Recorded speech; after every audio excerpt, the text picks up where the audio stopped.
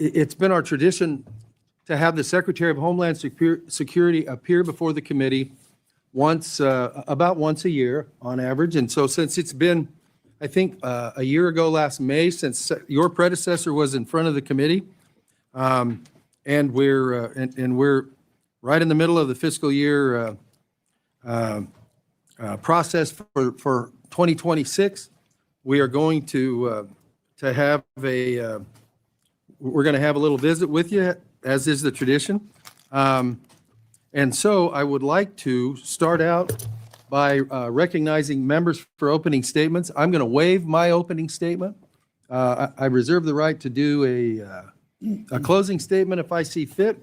But with that, and moving right along to the gentleman from Laredo, the floor is yours for your opening statement. Mr. Chairman, thank you so much. And again, we want to thank you for your leadership. As you know, you'll be leaving Congress at the end of the year, and I just have to say it's been a pleasure working with you and your staff, along with our staff. So thank you again for the many years of experience. I'd like to welcome the Secretary again. It was a pleasure talking to you yesterday, and the Deputy Secretary also, Mr. Edgar also, and we look forward for your testimony and the dialogue as we start here this morning. You know, there's many issues that we want to talk about, but before I get started, I like to take this time to acknowledge the bravery of a Border Patrol agent, Alex Medellin, who, while he was off duty, he responded to a fatal plane crash in Laredo, Texas. On June 16th, he joined first responders and Good Samaritans to rescue people from the flames of a airplane that crashed there in Laredo. I understand that his bravery is a reflection of the courage and the commitment of those that serve not only Laredo, but all across the nation. But I just wanted to say thank you for that individual, that Border Patrol agent. As I move forward, we certainly want to look at hearings that we've had in the past. And I think it's, we know the work that Homeland does. It's critical to the national economic security, safeguarding physical and technological infrastructure and networks, and making sure that we counter the foreign threats. And again, I appreciate all the work, and we understand the way threats have been evolving and the way this committee has been working with your department. Let me start off with the $260 billion from reconciliation. Despite the efforts of the chairman and myself, we try to finalize the funding for all of DHS in fiscal year 2026. We tried, didn't get to that, but we do know that there was a reconciliation that added $260 billion to the department. I'm a big supporter of the department, but I'm a big supporter of Article 1 of the Constitution. And that $260 billion it's more than 4 times that Congress usually allocates to the department in one fiscal year, not including the disaster relief fund. These funds were never considered by the members of this subcommittee, nor did the reconciliation include a single safeguard to keep the funding accountable to the taxpayer. That should concern every member of this appropriations panel. The power of the purse and the duty of oversight are inseparable, not because Congress is entitled to this authority, but because the American people deserve accountability. We attempted during the markup to add additional oversight to the reconciliation through various amendments. Were not able amendments that were put in the chairman's mark, and I certainly want to thank the chairman for adding some of that. A lot of the language that we were trying to add have been there for many, many, many years, but were lost when the Border Patrol and the ICE were removed from the FY26. And I'm a big supporter of ICE, of Border Patrol, but I want to see those safeguards. And they've been common sense measures like reporting deaths in federal custodies, minimum standards for detention contracts, partnership agreements, and certainly protections, as we talked yesterday about the Riverland in my district. I do want to say that I am thankful to the chairman because he did reserve some of those protections in the chairman's mark, and I certainly want to say thank you for that. I believe in strong border security, but it's got to be more than fiscal barriers, especially to the border communities where we've had historical lows. I think the numbers have gone down by 96%, and I congratulate all of y'all. I did not support open borders, and I do not support open borders. But again, we got to have the right measures at the border. And keep in mind, the numbers went down without a single foot of border wall being constructed, without a single foot of border wall constructed. In my opinion, it's something that I've advocated for many years. You got to have repercussions at the border. You can't slap people on their hands and say, come into bienvenidos a los Estados Unidos. You got to have repercussions at the border. And then at the same time, you got to work with our neighbors, Mexico and other countries. And again, numbers went down. I believe that your numbers are 96% without a single foot of border wall. But again, we got to look at what's important and technology, intelligence, well-trained personnel. I think we have reached 21,000, almost 21,500 Border Patrol agents, which I support, and I supported funding for our Border Patrol. But we got to include our communities when we talk about border securities. The right policies matter. And as I mentioned, repercussions at the border for anybody that enters the border, the United States illegally, we got to have those repercussions. The reality is the $260 billion that we added, it's going to run out. It's going to run out in 3 years. And when we talk about hiring, the 21,500 Border Patrol agents, and as you know, the reconciliation added 3,000 agents to this, but at the end of this, we got to annualize their salaries. So again, we got a lot of issues that we certainly want to look at, and I look forward to asking some of the questions of Mr. Secretary. It's always a pleasure seeing you again, and the Assistant Secretary. Look forward to working with both of y'all. With that, I yield back the balance of my time. Thank you, Mr. Cuellar.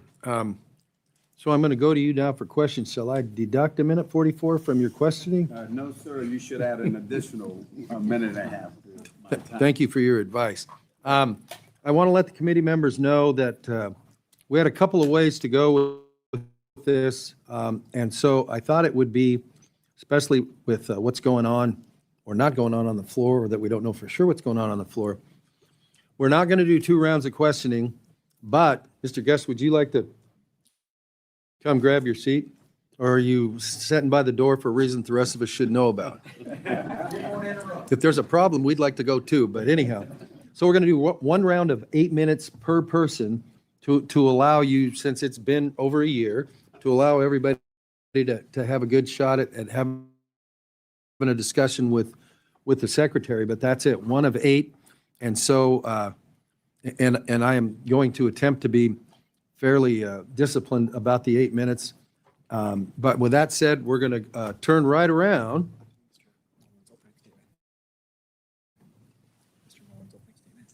Oh, yeah, that's right. Mr. Secretary, would you like to do an opening statement? Well, for the sake of time, and I think you're pushing pretty quick to get in and out, I will do what you did and waive the opening statement. I think the ranking member is going to ask me the questions that he talked about and discuss them. I can discuss them to the market opening, or if it's part of your questions, I'll just defer to you when you ask the questions, because there's several of them here I want to address. As you can see, the secretary's training as a member of the House of Representatives is still strong in his ethos. Well, I think it's part of the Senate that taught me best, but I'm kidding. Well, okay, those 8-minute I questions. was moving at first, 20. that's right. So with that, we're going to start with questions. I don't see Ms. DeLauro here yet for her opening statement. So Mr. Cuellar, the floor is yours for 8 minutes for questions of the secretary. Yeah, thank you, sir. Again, on the oversight provisions that we've had, detention, all that we had. Look, right now we know, look, next year there might be a different chairman here, and we are certainly going to put it in the chairman's mark on this. But you voted on this, I assume, when you were in the House and the Senate, because we've had a lot of those provisions. Standards in detentions, the protections that we talked about yesterday. We added under what I call the Trump 1 administration, 6 protections, SpaceX, the chapel, and all of those protections that we have down there in the Valley. They've been there since Trump 1. We negotiated with, under the Trump 1, the secretary that was there in your place.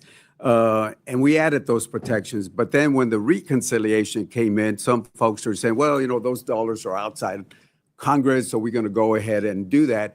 In the chairman's mark, the way I understand it, we did put language there in the chairman's mark saying that those areas will be protected.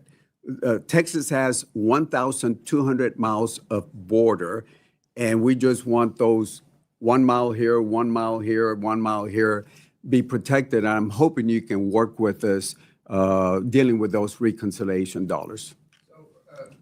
Thank you, Ranking Member. The reconciliation dollars and appropriation dollars are by statute 2 separate funding. It has 2 separate regulations. Same thing with detention centers and reporting language. We know the difference, and honestly, it's kind of a quagmire because we have to deal with so many different statutories. It would be easy if we just had one. Yeah. And just move forward. I would prefer that because it'd be an easier way for us to report, but bureaucracy gets in its way. We understand that. The wall, my number one job is to protect the homeland. And I'm telling you, Ranking Member, I love my job. I love that President Trump gave me this opportunity. I wake up every single day and I get to protect my yard just like I protect your backyard, people in California, people in New York, people in Oklahoma. I look at it all the same. It's part of Homeland. And we strive every single day. My deputy, Troy Edgar, who is truly invaluable to me, we talk on a daily basis on the best way to deliver this. Rodney Scott, the head of CBP, we're meeting almost daily on the wall. Our thing that we're seeing with the wall is the cartels are always changing, and they're a threat. There's not 1 inch of Mexico's northern border that isn't covered by a plaza. Plaza is cartels, 9 cartels that control it. And they have plaza centers, they call it plazas, that they have plaza bosses, and they're always looking for vulnerabilities to push human trafficking and drug trafficking across our border. And they're getting very good at it. They're even using UAS now. That we just discovered our first tunnel in years because our wall is being effective. We are pushing them and to what we consider choke points. So the more walls we put, the more we can focus on trafficked areas. And we take a hard look at this. And there's members on this committee that has called me about it, and there's committee and other people throughout the House and the Senate that when you call, I answer the phone. If we got to go out there and take a look at specific areas, we will do that. I've been on helos, traveling those borders. We've been in vehicles traveling those borders to see where are the most sensitive areas, because we want to be cognitive of the surrounding areas, but we also got to take in first and foremost the safety of the homeland. And those are always something that we take in consideration when we're looking for any type of corridor. Yes, sir. And I'm with you. I live there. I don't just go visit the border. Yes, sir. And I would love to have you go down to Laredo. And if you would allow me, we'll find a time to go visit. And Mexican food is pretty good down there. I agree. But I just found out that queso is maybe like an Oklahoma thing, white queso. Hey, we'll take any import from that. But I'd love to have you down there if you make the time, and we'll invite the chairman down there. Sir, I'll do it. We can do it as a committee with the chair, however you want to do it. I'll absolutely do that. Yeah, and look, and let me just talk about a couple of things on the border. And again, I'm with you on security on the border. Problem is the river goes this way. this is the border wall. What happens is, imagine if you were in Oklahoma, had property here, and they would take all this away. The middle river is actually, we're not going to put a fence in the middle of the river. We're not going to put it at the riverbanks because they will get washed off. The thing is, this is where they put the actual fence at. Just following down here with Michael McCall, this is the way the river is. And when you put a fence over here, you're just taking things away from property that's been there. Laredo, for example, was built in 1755, a little older than our country. And all we want is go down there. Let's look at the best way to provide security down there. And that's all we're asking when you go down. You know, we're patriots down there. You know, we've been around for a long time. We live there. We just want you to come down and sit and spend a little bit of time with us there. Ranking member, actually, the deputy just got back from there yesterday. He spent a day and a half down there. The issue that we run into is the people look at the river as being the exact location of the border. It's not. The river is moved. And when we're talking about putting a barrier, we fought this in Trump 45 when we first started looking at surveying this. And and the question was, do we follow what we consider the natural barrier is the river, or what actually the lines were when we draw them, you know, back 200 years ago? It was because of some of the court rulings, it came to that we have to look at where our actual border is. And that goes back to the Roosevelt line. So when we start looking at the Roosevelt line is where we try to put it at. And there's some circumstances where we can't always run the Roosevelt line, but where we can, we do. But that's where we try to run is our true borderline. Right. And we have fences down there in the valley, with the exceptions of those 6 exemptions that I talked about. There's our numbers from Border Patrol. Even with the fences, look at the heat maps. You still have people addressing. And if you ask any Border Patrol chief, I haven't asked this Border Patrol, but I've asked Border Patrol chiefs from Bush 1 all the way up to except for this current one. And I've asked them, how long does a border fence slow down somebody? And they have always said from a few seconds or a few minutes. So again, I'm for border security. I got about 20 seconds left because I'm going to make sure we follow this. But look, we can talk about it. I'm for border security. You're for borders. All I ask you is go down there. I understand Tom Homeland was down there also in Laredo. Appreciate notifications before instead of hearing that from my mayor and other folks. But I ask you to go down there and spend a little bit of time with our communities. We will do that, and we are addressing the primary wall. That's why we're putting in the wall system now, which is called the secondary wall too, because the cartels have been exposing it. We're putting in smart fences, which allows us to respond when they're tampering with the wall. The second wall, which is the primary wall, which will still be within our footprint, we're constructing it at the same time. Partly, we're going to have to come back and do it, but we'll all have it done before President Trump is out of office. We'll have the complete primary and secondary wall done. And that gives us time when they cut the fence, we can react because they're doing it in very rural areas. And we can react before they can get past the secondary wall. And we know how many we're dealing with. Plus, we're using UAS now to put up with heat sensors to be able to track them and see what we're dealing with. So you're absolutely correct. The cartels have got really good, but that's what they do. They're criminals. And so every time you do something, they try to figure out a way to get around it. And we're going to defeat them at every turn. My time is up. Thank you. By the way, according to FBI statistics, Laredo is the safest city in Texas. Thank you. Look forward to seeing you in Laredo. Thank you, Mr. Ranking Member. Next, we're going to go to the gentleman from Florida. Mr. Rutherford, the floor is yours for 8 minutes. Thank you, Mr. Chairman. Mr. Secretary, it's great to see you, particularly in this position as a former law enforcement officer myself. It's great to have somebody in there that understands law and order. We wouldn't need the wall, like you said, if every administration would enforce the current law as it is, but they won't. And so we need this wall. The first one is an impediment. The second one gives you time to get there, and great plan.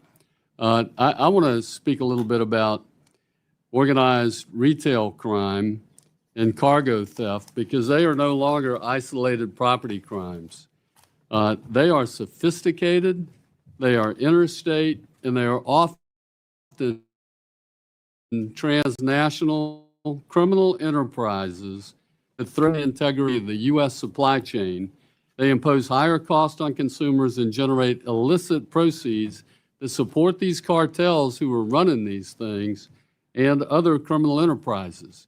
I would also mention that these are the non-domiciled CDL drivers that are killing our American public out on our roadways because they don't know how to drive.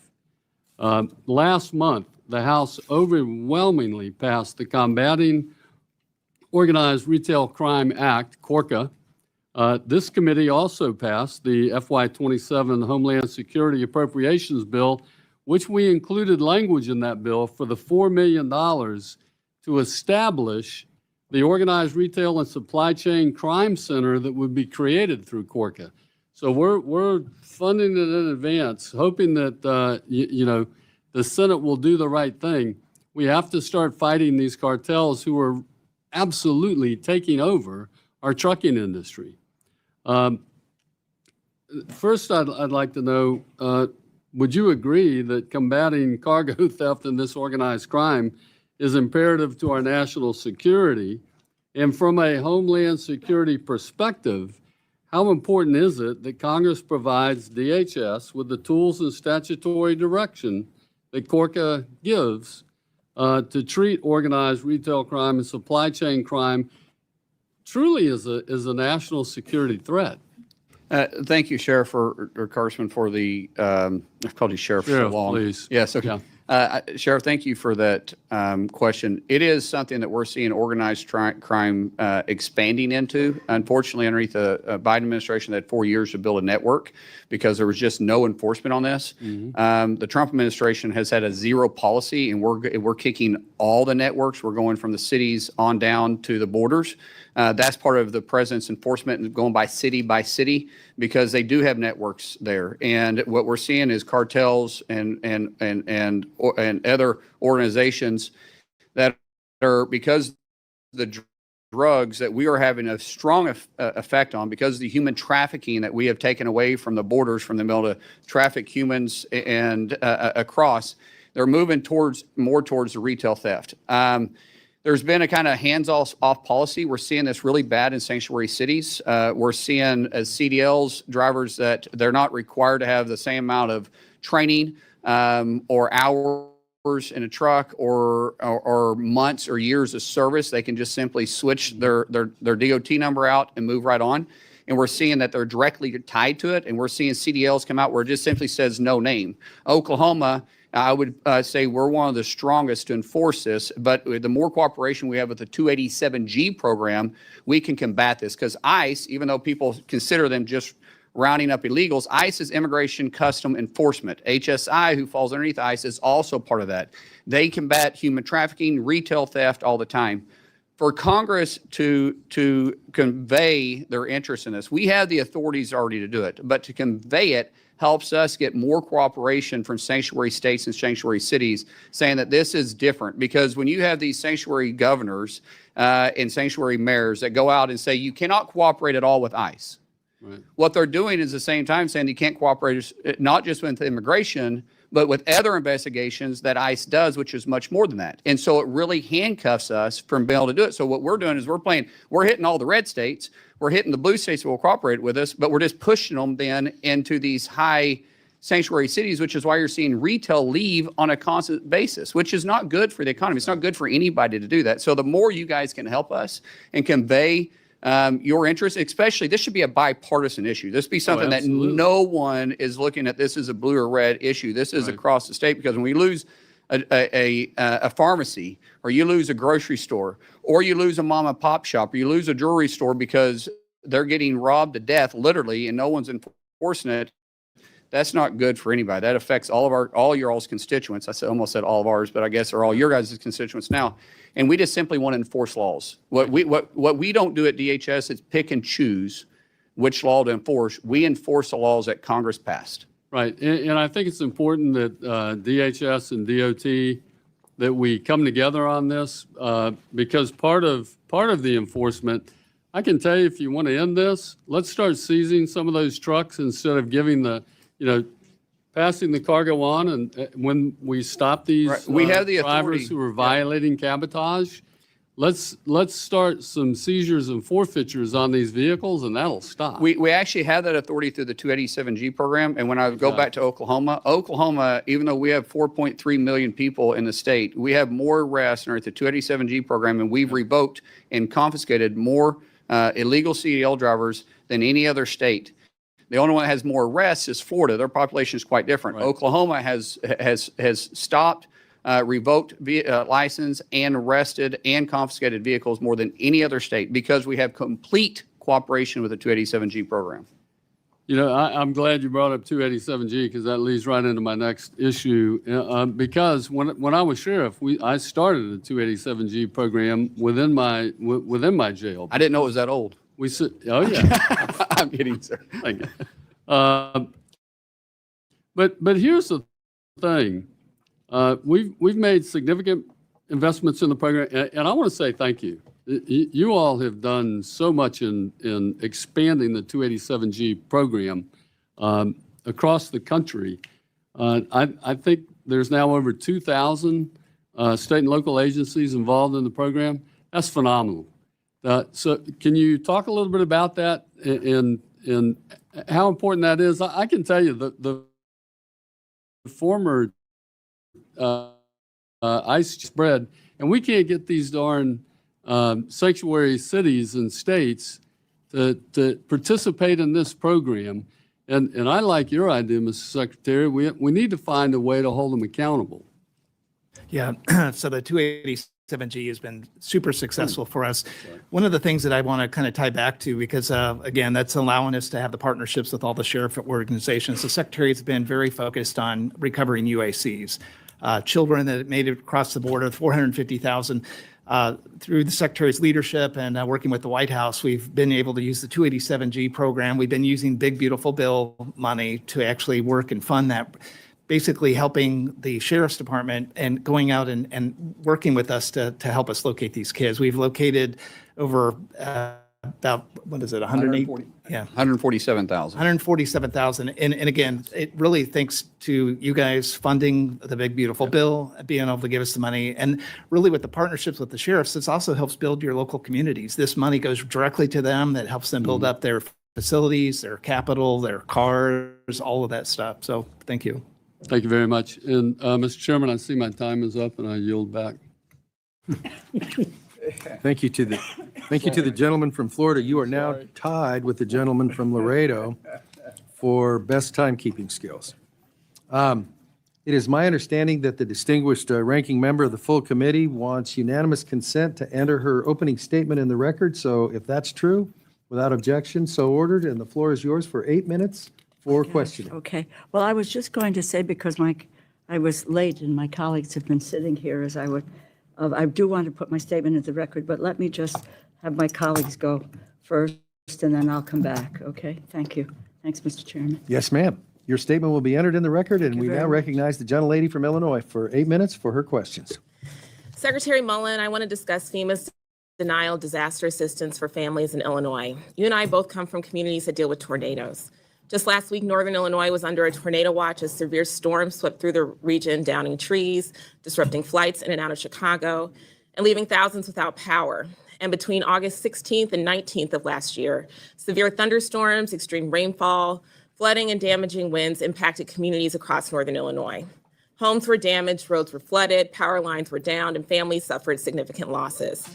Illinois requested a major disaster declaration that included individual assistance, which helps affected families pay for home repairs, property losses, childcare, temporary housing, moving assistance, moving expenses, and recovery costs. FEMA denied Illinois' request in October. Illinois appealed in November. Then on February 7th, 2026, FEMA denied the appeal and reaffirmed its decision. Unfortunately, Illinois is not alone. Since President Trump took office, the number of disaster declarations approved has been 30% lower than the historical average. And there's reason to be concerned that they're being politicized. An analysis from March of this year found that FEMA approved just 23% of disaster requests from Democratic-led states compared to 89% from Republican-led states. Don't get me wrong. Concerns about FEMA's response are coming from both sides of the aisle, including from your former Republican colleagues in the Senate. This should not be a partisan issue. Americans expect timely disaster assistance decisions that follow the law, not politics. What makes this even harder to understand is that Republicans have provided DHS with tens of billions of dollars through reconciliation funding twice on top of annual appropriations. Your department has repeatedly stated that this funding could support operations for years, yet families in my district were told there was no assistance or funds available to help them recover. On top of that, this committee does not have a comprehensive spend plan explaining how these funds are being used, despite my repeated requests over the last several months. Secretary Mullin, will you commit to a member-level meeting with my colleagues and I to discuss why Illinois' disaster declaration was denied and to see how we can support my constituents? Ma'am, we haven't denied anybody a meeting with us. If you reach out, we'll meet with you. Just as long as, and we'll do it in a timely fashion, maybe not the next day, but we'll get to it as soon as possible. But I do want to address, if you don't mind, what you talked about here on politicizing it, because I actually don't want to talk about politicizing. Well, but it. I want to meet with you. To but discuss this in depth. you made some This is my accusations time, here Mr. about Chairman. President Trump that's actually not accurate. Because Mr. Chairman, if you're going to make accusations, though, you have to let us respond back to them. reclaiming my time, Mr. Chairman. Okay, so you're lying about Mr. it Chairman, because you don't want to hear the truth. Mr. Chairman, this week, President Trump's Mr. nominee. Secretary, the record will reflect that you have agreed to meet with the lady and her folks. And since I'm trying to keep people in 8 minutes, please proceed. Thank you. This week, President Trump's nominee to head FEMA, Cameron Hamilton, appeared before the Senate Homeland Security and Government Affairs Committee and pledged that FEMA would be fair and reasonable when evaluating requests for disaster aid. Secretary Mullin, will you make the same commitment as Mr. Hamilton to evaluate disaster requests fairly, reasonably, and without regard to politics? Yes or no? It's interesting that you won't allow me to answer those questions. I can explain it to you because I don't look at states different between blue or red. I look at them across the country as a whole. Thank If you actually want to know what we're doing, I'll be happy to. So you're not worried about this. I don't look at this any different, ma'am. And I'm not here to argue with you. I'm not here to fight with you. I like facts. Great. Accusations doesn't help anybody. I appreciate The more that you're informed, the commitment, better you know, and I because will you're hold saying you some to stuff that that's not true. commitment. And I hope that Illinois receives the same fair consideration as any other state. Now, I'd also like to address another deeply concerning matter, detainees who died while in your custody. Secretary Mullin, since Donald Trump took office, DHS's immigration detention system has been plagued by medical neglect, abuse, overcrowding, and a historically high death. These dangerous conditions with my eyes when I visited the Miami Correctional Facility in Bunker Hill, Indiana, where I met with individuals who told me that it takes months to receive medication refills, including for life-threatening illnesses like diabetes. Others reported being left unattended with infected boils and other serious conditions. So it's no surprise that a detainee at that facility died shortly after my visit, or that more detainees died in ICE custody in 2025 than ever before. Secretary Mullin, does DHS have any official specific internal goals or policies to reduce deaths in custody? Ma'am, your numbers just aren't accurate. We've had 0.009%. I didn't, Mr. Secretary, You're I didn't asking ask. about I this. asked a It's specific question. 0.009% Chairman. of deaths.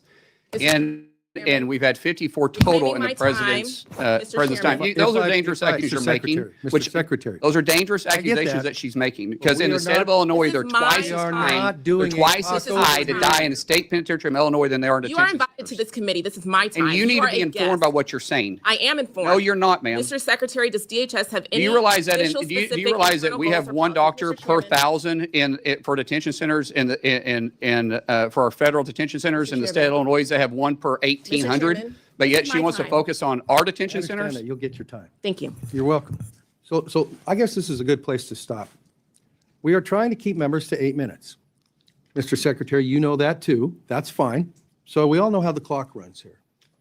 The idea is to get together to forward questions. I'm going to have you repeat your question Thank when you. we step again. Thank you. But I can tell you this, if this format won't work, then we'll reschedule the meeting for later when we can keep it to all the issues accordingly. So this is the efficient way to do it. But if we can't do it the efficient way, then we'll go to Plan B, which will not be today.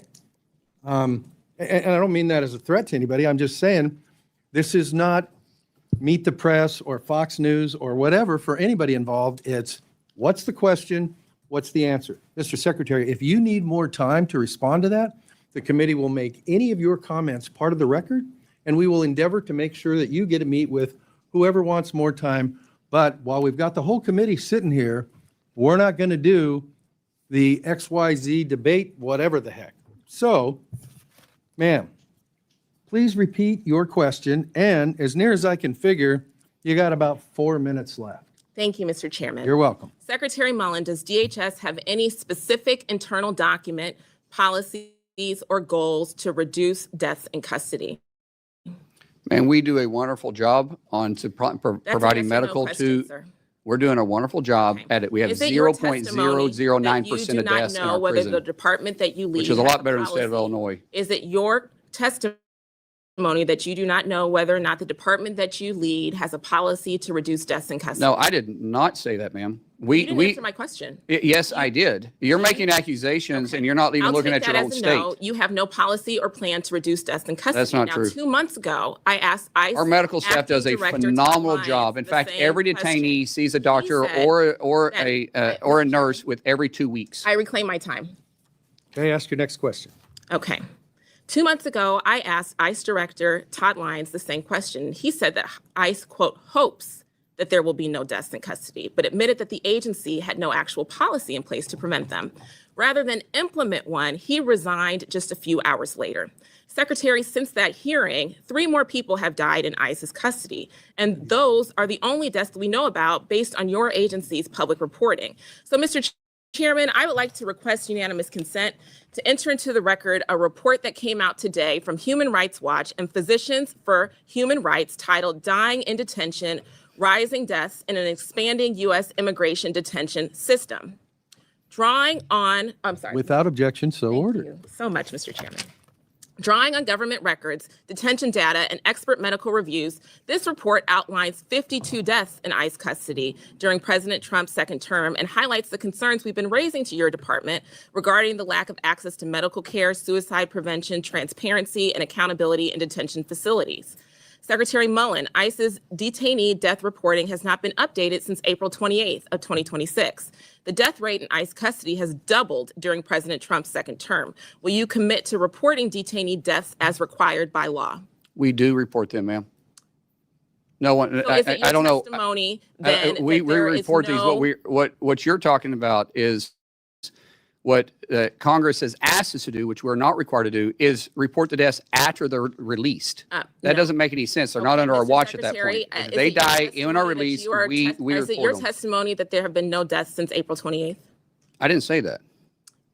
Okay, so are you going to commit to complying with the required reporting requirement? Ma'am, we were shut down for Okay, 115 under days under this reclaiming my department. time. So I don't know what Secretary. we just now reopened. So I don't know what reports Mr. you want us to Chairman, do I when don't you know weren't what to willing to tell you, fund Mr. us. Chairman. You want the reports, but you don't want to The fund us? That Secretary's makes no belligerent sense. here and has been taking up my time. What's your next question? My next comment is that the ICE No, there's no director- questions. It's just comments. No, I had a question. He didn't answer my question.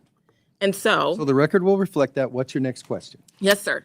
There is a policy of reviewing and publicly reporting deaths that occur within 30 days of a detainee's release from custody. And that policy existed to prevent ICE from avoiding accountability by releasing seriously ill people shortly before they die. And as a nurse, I find this deeply troubling change in their reporting posture. Families deserve answers, and Congress should be able to conduct oversight, and the American people should have confidence that deaths connected to federal detention are not being hidden through administrative loopholes or filibustering. Transparency is not optional. There are laws and reporting requirements, and if this administration is unwilling to account for what happens to people in its custody, then it's Congress's role to question whether it deserves more authority, more detention capacity, or any additional cent from the American people. Mr. Chairman, thank you for letting me finish my comments, and I yield back. Thank you. You have been much more timely than a couple of your predecessors on either side of the aisle, and I appreciate that. Mr. Shreve, you were here first. Are you having a good time so far? The floor is yours for 8 minutes for questioning. Thank you, Mr. Chairman. I have been interested by the chippy discussion this morning, and the subject is important. I appreciate this opportunity to put some questions to our Secretary. Mr. Secretary, thank you for being with us.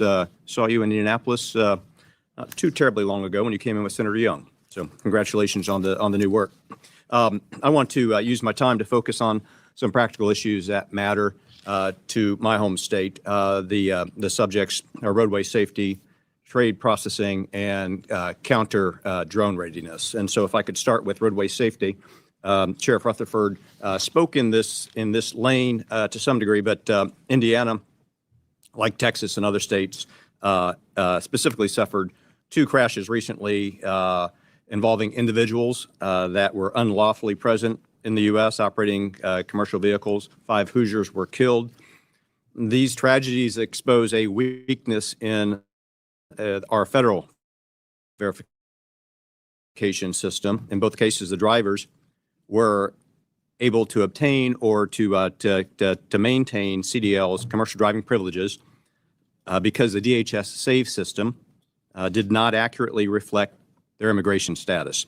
That's why I introduced the Verify Act. The purpose is pretty straightforward. It modernizes SAVE to make sure states have accurate, timely immigration information before issuing or renewing licenses to people that can plow an 80,000-pound rig up and down our highways. Hoosier families, like families across our country, deserve confidence that this federal system is working, that the information is timely, and that ineligible drivers are not allowed to get behind the wheel of these big rigs. Mr. Secretary, how will the Verify Act help ensure that states can quickly identify, timely identify illegal aliens before licenses are issued or renewed? And if I may append to that, what additional steps is DHS taking to ensure that CDLs meet all federal requirements that are already in place, sir? Well, Congressman, we work closely with Secretary Duffy with the Department of Transportation to do this. That obviously falls underneath his committee. And but we do find them on the road when we're enforcing 287G. And when we do, we report it to him. So when we're doing road enforcement, we work hand in hand with the Department of Transportation. When it actually comes to the license being sent out, we can investigate them if they're being done illegally. The standards that is set for federal, not state CDLs, but federal. So if you're crossing state lines or interstate versus intrastate, when that happens, we are constantly in communication with other agencies as well. So some of this stuff, especially if it's negligent, we can work closely with the FBI if we feel like it's organized crime, to which the sheriff referred to a while ago. When we're talking about unlawful CDLs that are issued for international or for intrastate, not just interstate, then we also work closely with the Department of Transportation. We go after the illegals that shouldn't ever have the documentations to begin with. So when we find the documentations, we work with that. And Congressman, can I ask you to do me a favor and let me respond to Ms. Underwood, since she wouldn't, so I can point out some of the hypocrisy between the federal detention centers, but yet most Democrats don't pay attention to their own correctional facilities, because we see this quite common in our state. So just some facts here. Illinois has failed in 29 of their facilities to have adequate medical or dental care. That's from their own state health inspectors. Illinois employs 16 full-time physicians for 29 facilities across the state. We're 1 for 1. Every detention center has a doctor put on staff. Illinois has a quarter of their facilities that don't even have a medical director. 60% of their nursing positions are vacant right now. By the way, this isn't the state of Illinois. They have 1 doctor per 1,875 detainees. We have 1 per 1,000. Plus, we have nurse anesthetists that offset much of it. Illinois' state correctional facility doesn't. So I would suggest that maybe our Democrats should look at their own backyard and look at their actual constituent base. We have people in our detention centers that enter this country illegally, and we're trying to get them off our streets because one death at the hand of an illegal is 100% preventable. And they shouldn't be in this country if they didn't come here legally. All right. Well, I was glad to offer you that time to respond to my colleague from Illinois and then back to Indiana. We have Very good. You have 3 minutes on the Indiana project. Thank you, sir. Mr. Secretary, Indianapolis is not only my home, but it's home to the second largest FedEx air hub. And the subject of foreign trade zones matters much to distribution-based economies such as that which we have in Indiana, the crossroads of America. Businesses in and around my district depend on the functioning of these foreign trade zones. They offer not just logistical convenience for Hoosier manufacturers and employers. They mean savings through duty restrictions, lower processing fees, reduced costs, helping companies compete. And we compete globally, doing value-added work here in the U.S. The foreign trade zone application process is handled by CBP, and there have been significant delay, 12 months, in those applications. I know CBP is operating under resource constraints, and I appreciate the work our officers are doing under difficult circumstances.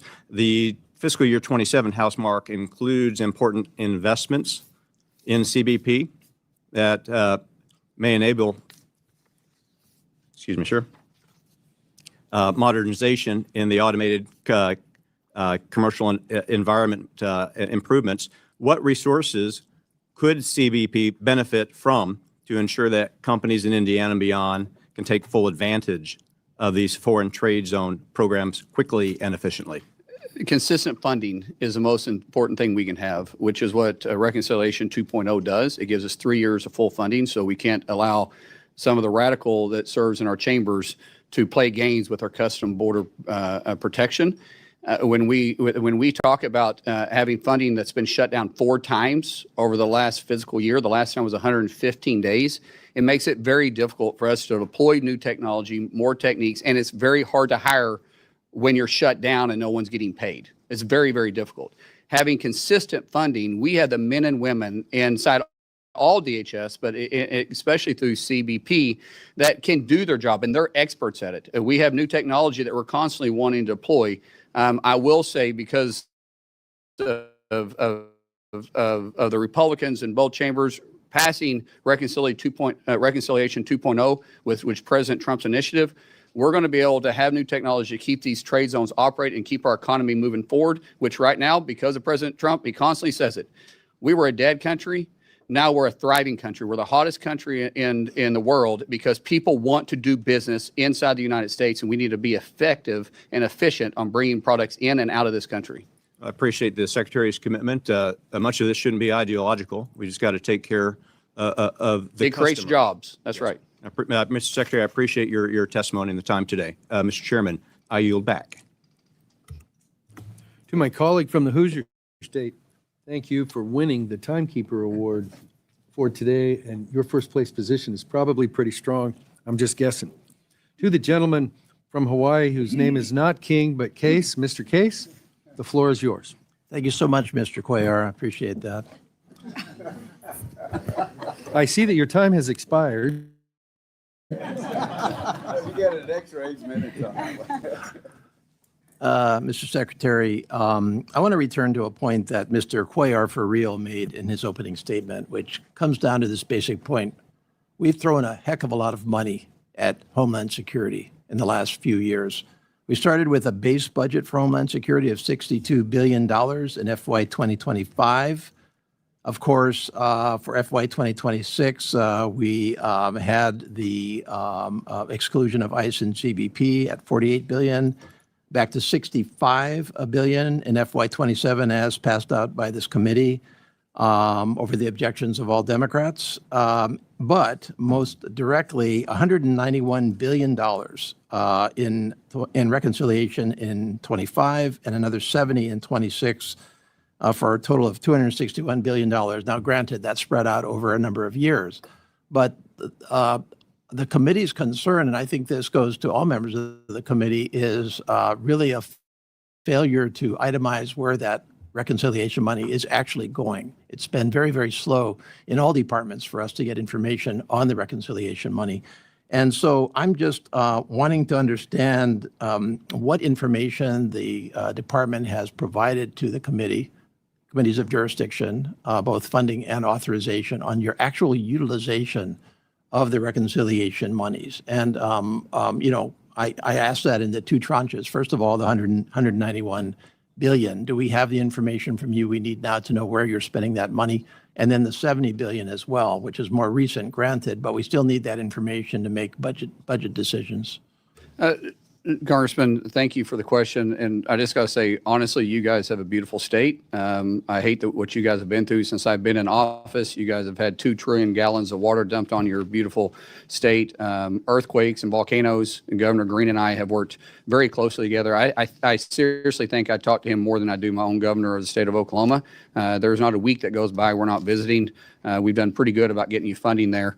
It's interesting because through reconciliation, we're required by statute on what we report and what we don't report. Because we had to go through reconciliation to get funded, and it shouldn't have been that way. I would have loved to have done it through regular order because we had some substantive changes that was in the first bill that we brought up, but because we started playing politics with it, and I'm sure that wasn't you, but there was politics that's played with it.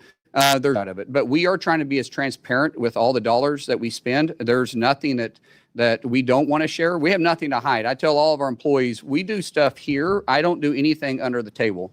I understand that we were way behind on reporting from the previous secretary.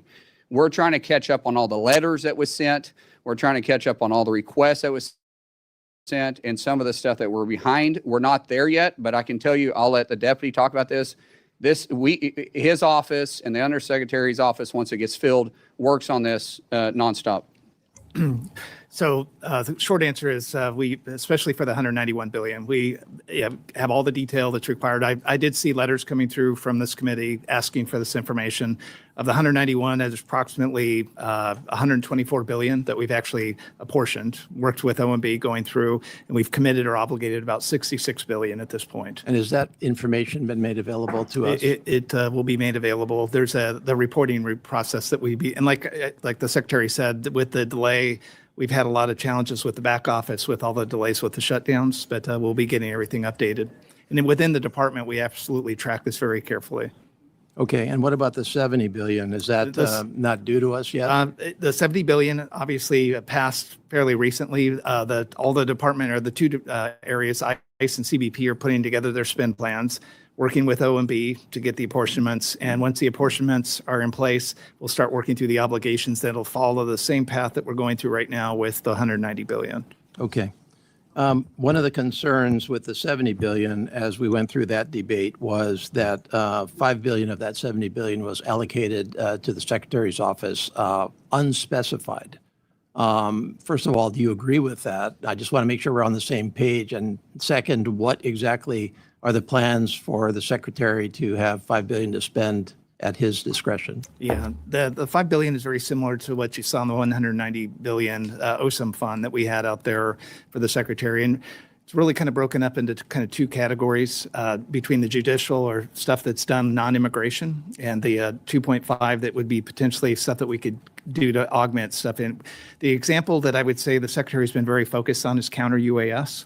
So this type of money outside of a program of record allows the Secretary the flexibility to whether, where we're only spending $40 to $60 million a year, he can go all in, set up a task force and put in, up to probably 500 to 600 million at his discretion. And we're also doing 3.5 billion is going to ice cutters. We had one ice cutter. President Trump's initiative is get us up to actually get to 50, but we're doing 11. We're buying some of that through section 90007, which is the Secretary's fund, replenishing some of it with the 5 billion out of this reconciliation 2.0. This is also the way we're able to keep CBP and ICE operating during the 115-day shutdown.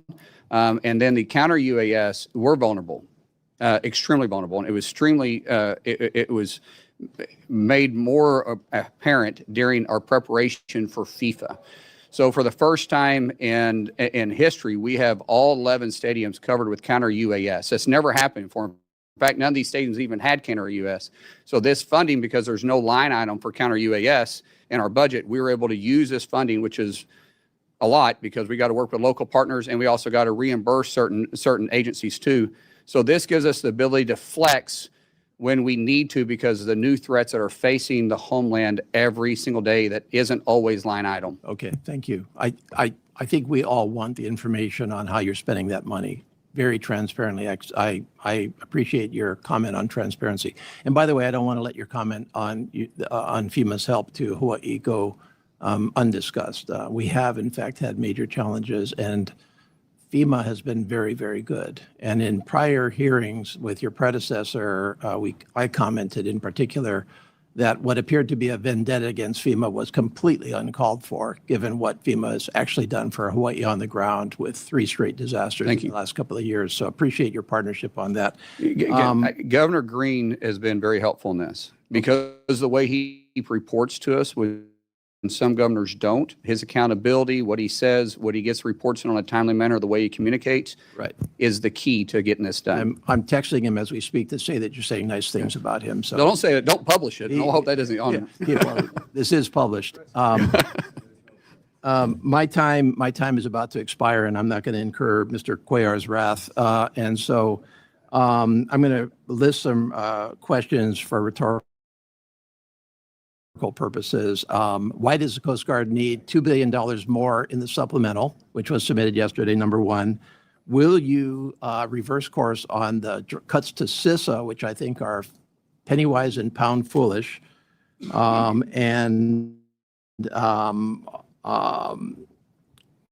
much do you actually, I'm going to stop right there because I'm.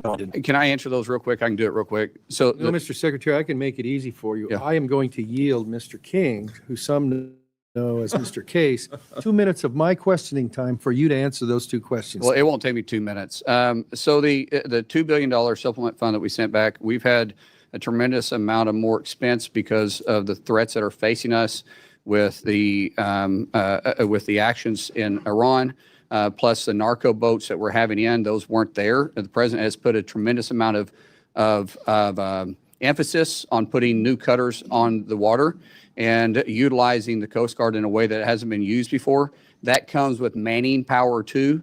And so the $2 billion to stand up to meet the force needs of us moving forward, and also on some reimbursement costs that we incurred during the shutdown. So while we're shut down, DOW was paying our fuel bill because we still had missions. Our international waters, it wasn't, they weren't patrolling themselves. And since we didn't have the funding, we had to do it. And so that's reimbursing also to the DOW and for our mission sets. And you have And counter US, sorry.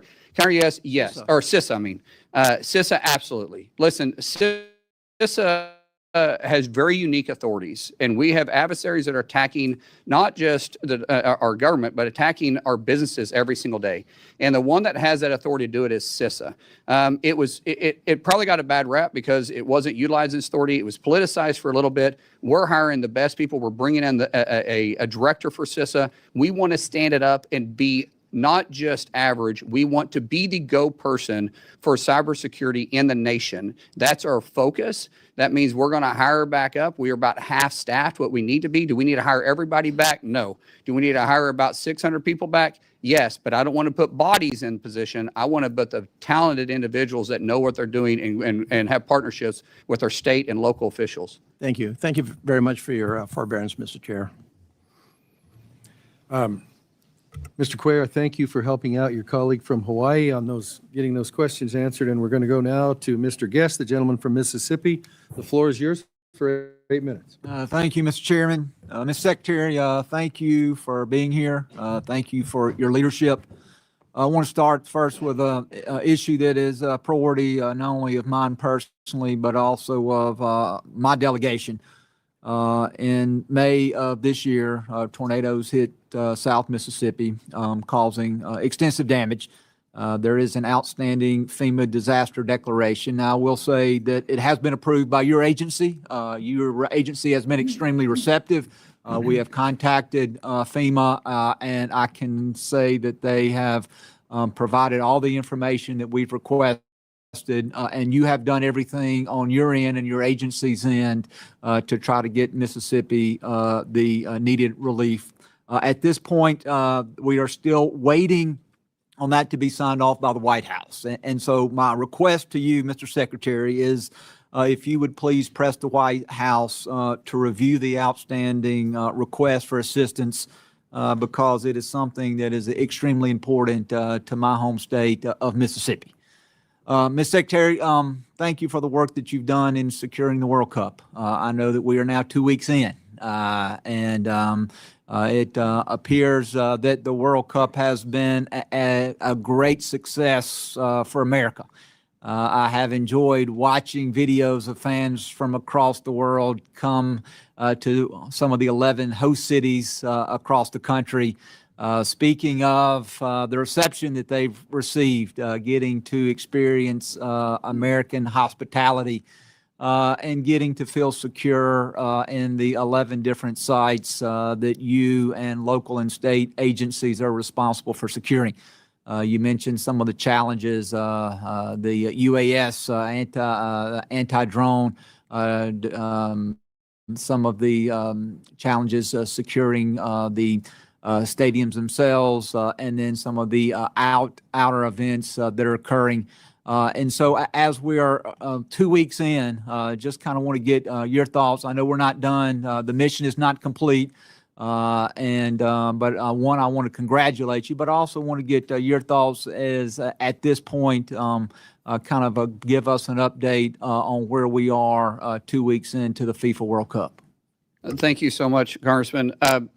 First, real quick on the disaster, the president's well aware of Mississippi. Him and I, actually, he was texting me while the governor was texting me. Cindy Hyde-Smith was in the vehicle with him, and we were working together. I turned around and called the president. The president said, make sure they get the disaster relief or the disaster declaration over to me. We'll start working on it. We're waiting on preliminary numbers to come in that the governor knows about. When he sends us to us, he'll go straight to the president, get to the president's desk, and we'll put in. But they're still assessing the damage there, which was horrific.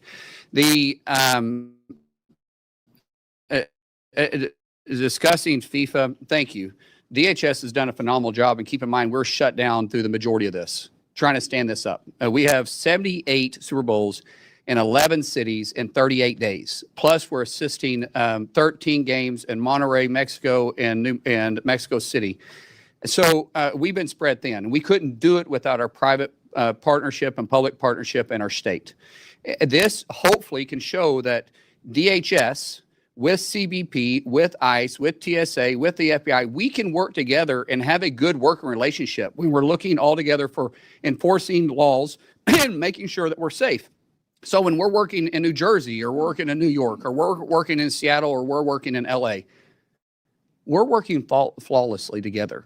And hopefully we can do that to enforce other nations' laws too, because we've had no serious major incident. Now, there's a lot of fans that go around.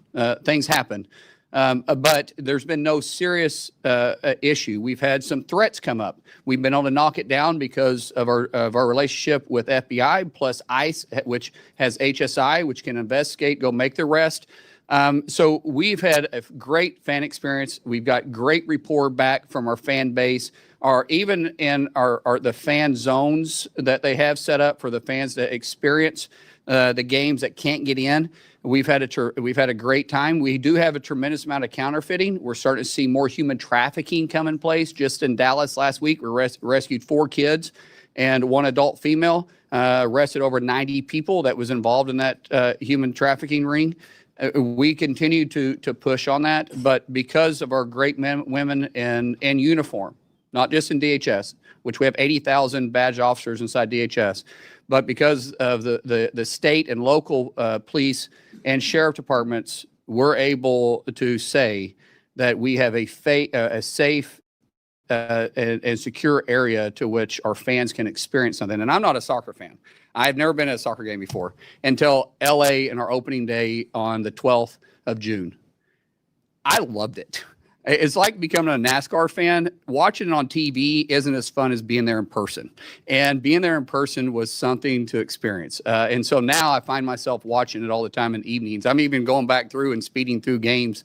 And it's pretty exciting. Well, thank you. And again, the men and women that serve with you and our state and local partners for the great job that you're doing. Congressman, can I use your 30 seconds, 15 seconds of your time Please. real quick?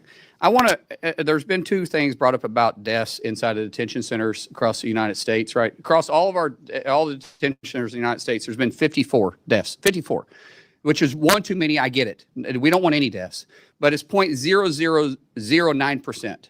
In the state of Illinois, only in the last 12 months, and their 29 facilities, 170 deaths. I just want to again point out the hypocrisy from those that are against our detention centers, which aren't even paying attention to their own backyard in the facilities. And by the way, these numbers aren't unusual to state penitentiaries across these blue states. And thank you for the job that you do of providing quality health care to those people that are in detention under your watch. Want to switch and talk briefly about the border. I know Representative Cuellar talked a little bit about the importance. Again, thank you for the incredible job that you and your agency have done. The border is as secure as we've seen in our lifetime. We know that on the budget reconciliation bill that there was money for technology, not only wall construction, but technology. I am a huge fan of the autonomous towers that are there placed along the border. I believe that they serve as a force multiplier, that they allow agents to then perform other missions until they are notified of suspected breaches there along the border. I know that there was a first tranche of money that came out. There's scheduled to be a second awarding or second tranche of money for border security technology. Two questions. One is, can you tell me, if you know, Mr. Secretary, an anticipated timeline as to when those awards will be announced? And then the second part, and then I will let you answer and yield back, is as we look at investing in new systems, I would ask that you take into account the input of your rank and file officers who were there. Too many times it seems like that systems have been purchased, not just within DHS, but across the government, that don't necessarily advance the overall mission of the agency. We don't seek the input of those people who are there going to be operating the systems. And so I know I'm about over, but I wanted to give you a chance to answer those two questions before I yield back. Absolutely. The technology we put in place is technology of today. We don't want technology that we bought last year and it's outdated by the time it gets put in place. So the AI is a game changer. It is a force multiplier. These autonomous towers do allow us to have capabilities that we didn't have in the past, but they've also changed since we first deployed them last year. We're currently going through new testing, new requirements that we see that was holes and laps in the systems, and also greatly taking the input of the individuals that patrol the area and where we need to be paying attention to. Some of those areas just, it doesn't make any sense because they have too much traffic.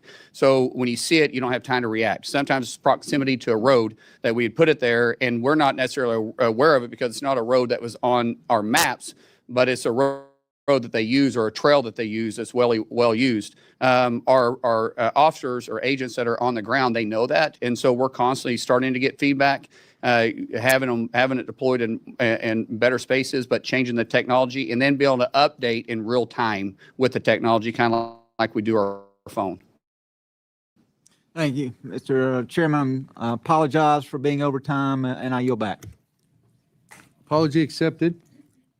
The gentlelady from El Paso, the floor is yours for 8 minutes for questions. Thank you, Mr. Chairman. Mr. Secretary, Mr. Deputy Secretary, welcome. I am going to begin with the positive. First and foremost, thank you so much for the time you made for me and my team recently. It was a really great meeting, and I so appreciated your openness to hearing me out and hearing out the concerns that I brought to you. I also want to thank you because ICE Acting Director David Venturella came to El Paso and he exhibited the same openness. This is quite a turnaround from your predecessor and his predecessor. who I could not secure a meeting with, could not get an audience with, and it was incredibly frustrating. So I want to thank you for that. I also want to thank you. GSA just announced this week that the top 3 bidders for the Bridge of the Americas modernization project have been selected. And as you know, my community has gone through a multi-year process around the modernization efforts. The vast majority of El Pasoans who participated in the process said, let's remove commercial traffic from the center of our city, and let's move it to our other ports of entry that have capacity. And you've upheld that decision that had heavy input from CBP and the community. So it's great to see the progress, and I want to thank you for your support of that as well. There's a couple of issues I do want to raise with you here during my time, local issues. The first, and I had extensive conversations with Mr. Venturella about Camp East, Montana. And many of the concerns that I had expressed to the private contractor have emerged in a GAO report. And it has been a very frustrating several months. I know we have a new contractor, for which I'm delighted, but so much of what I had sounded the alarm about really fell on deaf ears. And when I sound the alarm about issues that I'm seeing in my oversight visits, it's not to play gotcha, it's not to one-up anyone, it's to uphold the standards that I know we all agree should be upheld. And so I think it's really important that especially members who are sounding the alarm when there's a private contractor, that that private contractor be held accountable by all of us. I'll give you a very quick example because I don't want to use too much of my time, but the medical as an example. And that medical contractor is still on site, by the way, at Camp East, Montana.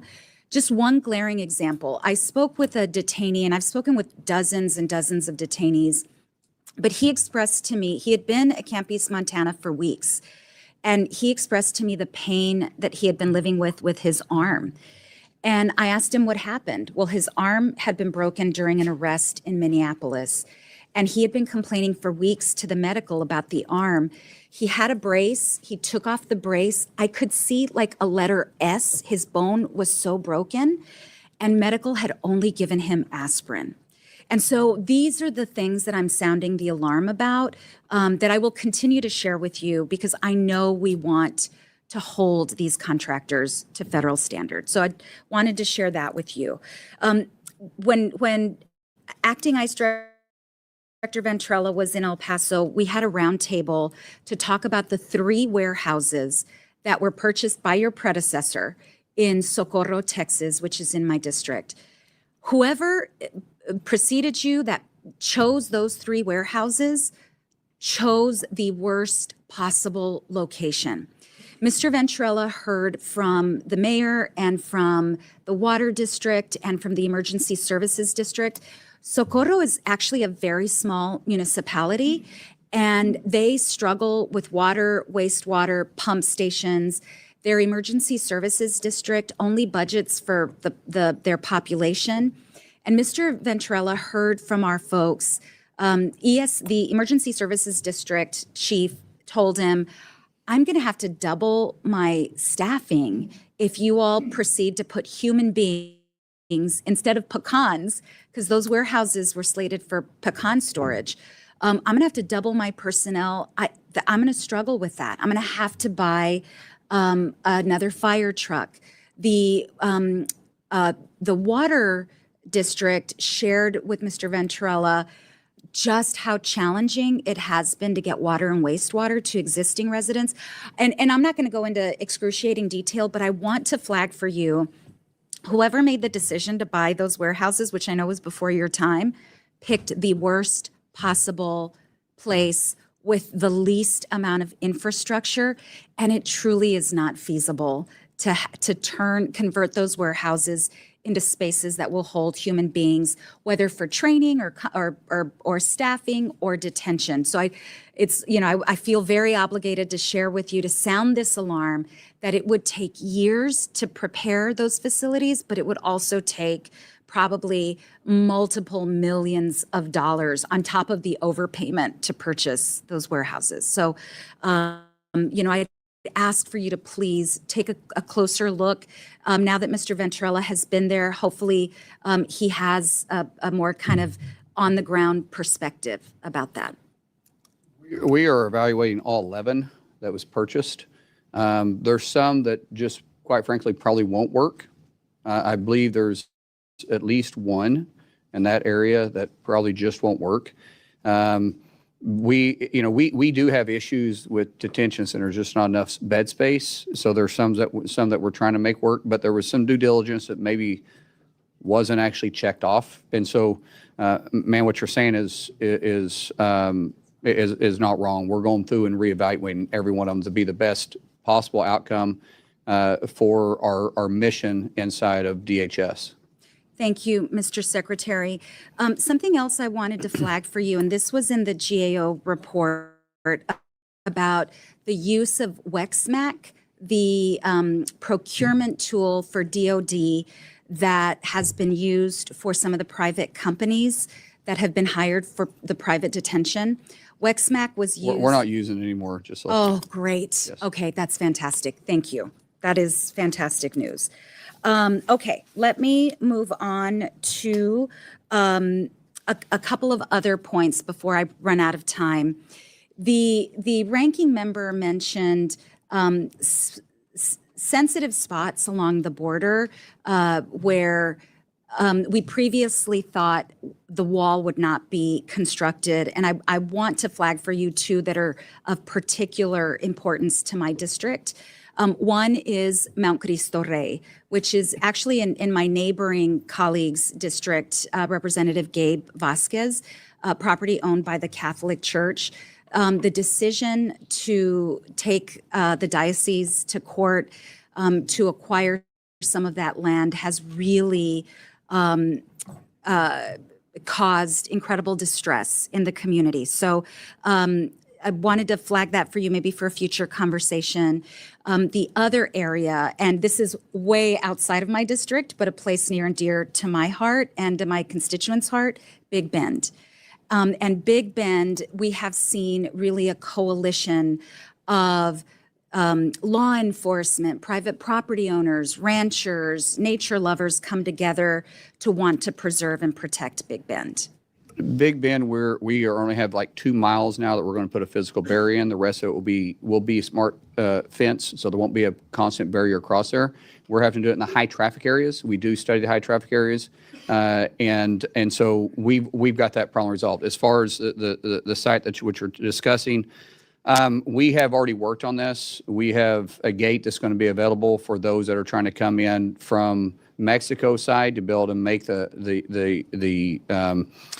pillage to the site. The site itself will not be disrupted where the wall is going to be at. I forget how far off, but it's quite a ways off from where the wall is actually being constructed. I don't have the exact footage, but it's not close. I mean, you're going to be able to see it, but it's not going to be close. But we're working with that sensitive area the best we can, but we can't leave it open because it is a high traffic area. It is a visited site. So we do have to control the flow coming in and out so there's not criminal activity taking place at the same time. But we've worked closely with the senators in the area.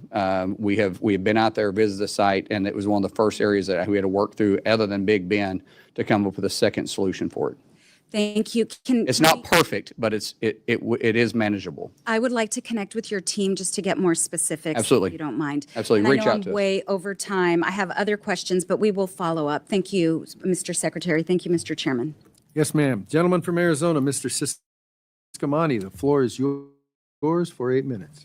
Thank you, Mr. Chairman, and thank you, Secretary, for being here. Both you and Deputy Secretary. I haven't seen you in the workout for a while. by the way. I was hoping you weren't going to bring that up Yes. today. It shows too, by the way. It shows. Okay, I will take that as a compliment. I'll tell. This is Mr. Siscomani, you now have 16 minutes to pick up. yes. I will happily take those 16 minutes and go home and cry afterwards. But thank you, Mr. Secretary, for being here, and thank you for the workouts that I've apparently been skipping. I'm very proud to support the men and women that serve along with you in this important department and all that you do and to keep our country safe.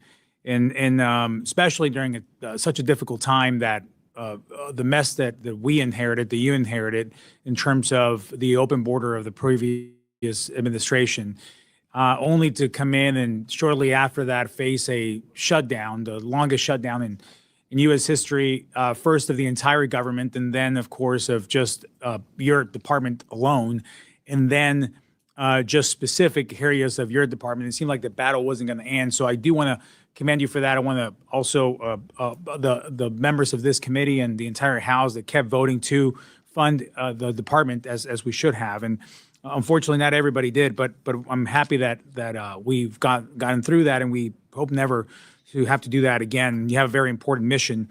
As a representative of a border district in Southern Arizona, the work of your department is deeply personal to me and a priority to my office. We'd love to host you in Arizona sometime soon. And there's some gyms there that I think you may enjoy there as well. But I want to start out with one question. It's going to be more of a broader one. I want to go then a little more into specifics of Arizona. But the first one that really kept me up at night for 2 years and still does to a great extent is the children that were lost throughout this entire 4-year open border policy of the Biden administration. Can you give me an update on that? Where are we on the numbers? What have we found? Just give me some information on that. This is probably one of the most disgusting and disturbing things that we've dealt with. I dealt with some trafficking,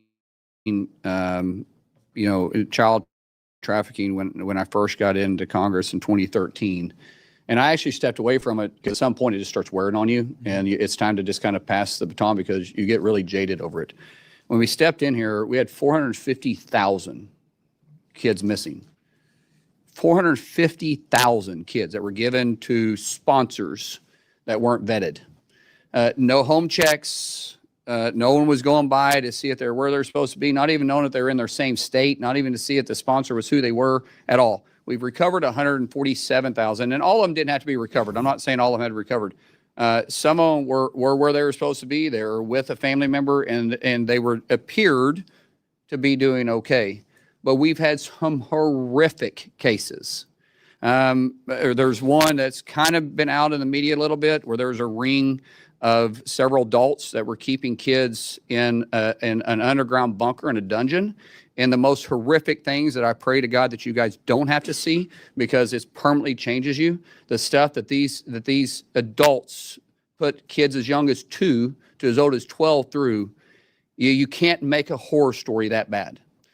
We've had some young ladies that we have rescued that report, and these aren't young ladies; these are girls, being raped 600 to 700 times, being locked in a hotel room, and having to service 15 to 20 men. These are girls. And I hate to use the word service, but I don't know what other you can use. They were being raped 15 to 20 times a day, day after day after day after day after day. They didn't get holidays off. They didn't get nights off. They didn't work 8 to 5. They didn't work, Monday through Friday. They were locked in the room and highly drugged, and one male at a time, disgusting individuals coming in and raping these individuals. It is our mission. We've stood up and standing up even a bigger task force within DHS to go and find all 450,000 kids. It is my biggest passion that I have. And it should have, let me explain this too. What's, almost used a bad word there. What frustrates me the most is that this was preventable. And no one can argue that. This was 100% preventable. And we have perpetrators that are doing the most horrific things to kids. And as a father to 6,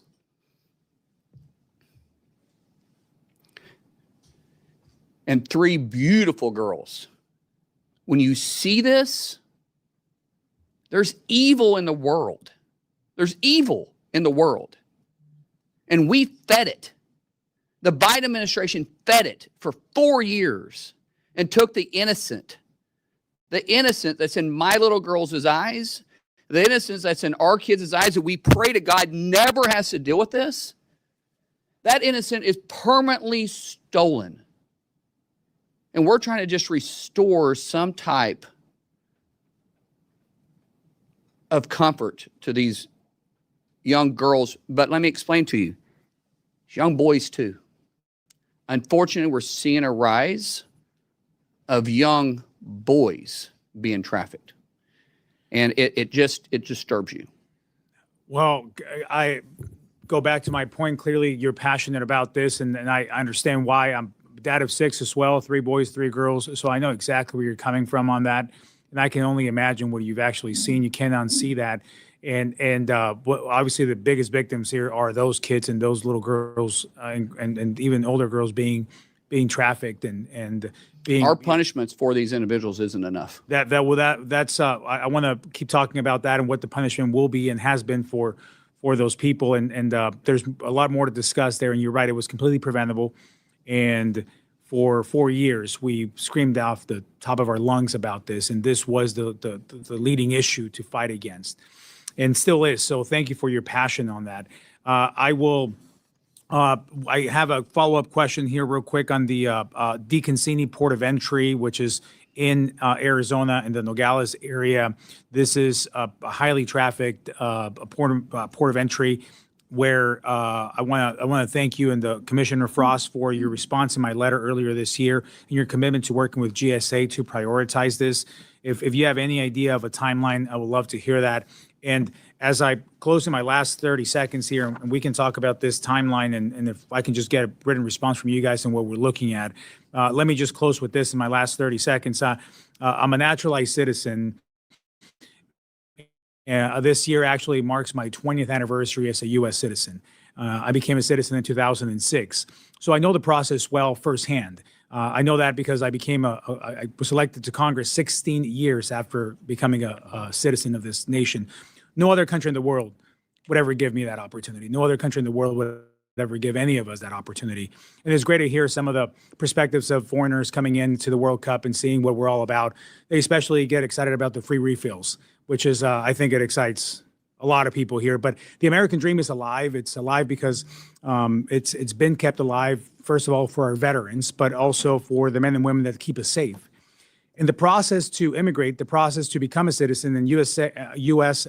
CIS and what they go through, it's an overload of work. I know it well, again, because we went through the process. So while becoming a citizen is an incredible privilege and it should never be taken for granted, I valued every time, and whatever work my parents and myself had to do to become citizens, we'll do it 10 times over to do it again, because this is the best nation in the world, and I'd rather be here than anywhere else.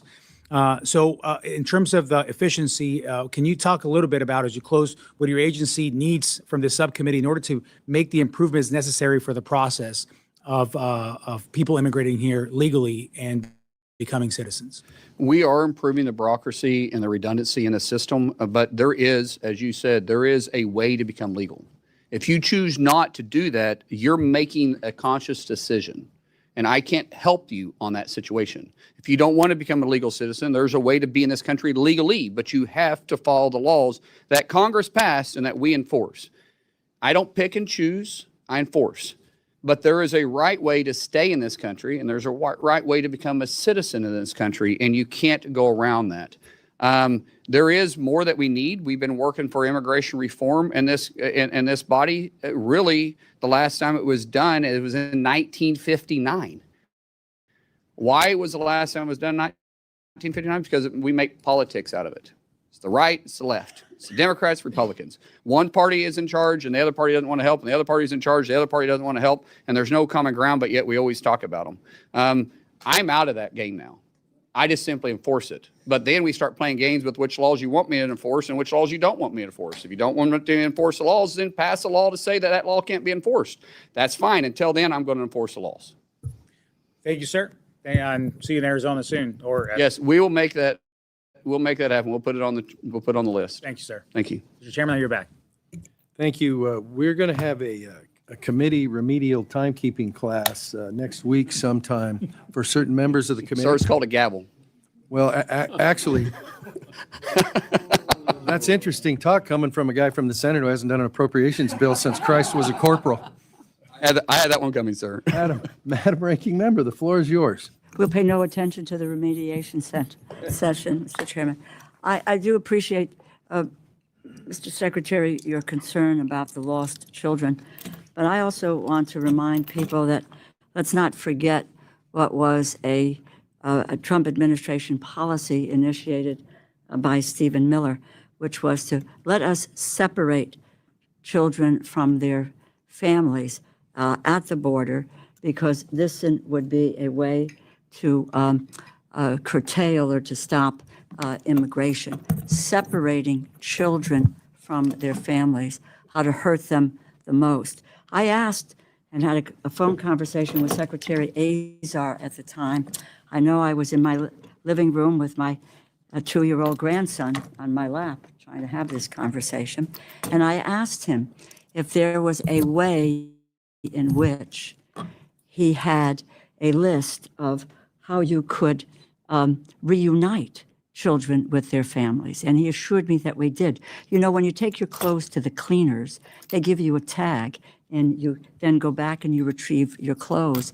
When you get luggage, you go and get your luggage is returned. Well, I wish the frankly, Biden administration would have done that. Let me just say this to you, sir. Again, it is my time. 3,900 children were separated from their families. 450,000 kids were lost during the Biden Mr. administration. You Secretary, didn't say a word Mr. about it. Secretary, do not interrupt. Don't you point your finger at me. Don't I be a will hypocrite. point my finger Don't you be at a hypocrite you. then. Then you be as 3,900 you should be kids. as upset about the I 450,000 am kids that upset. were lost.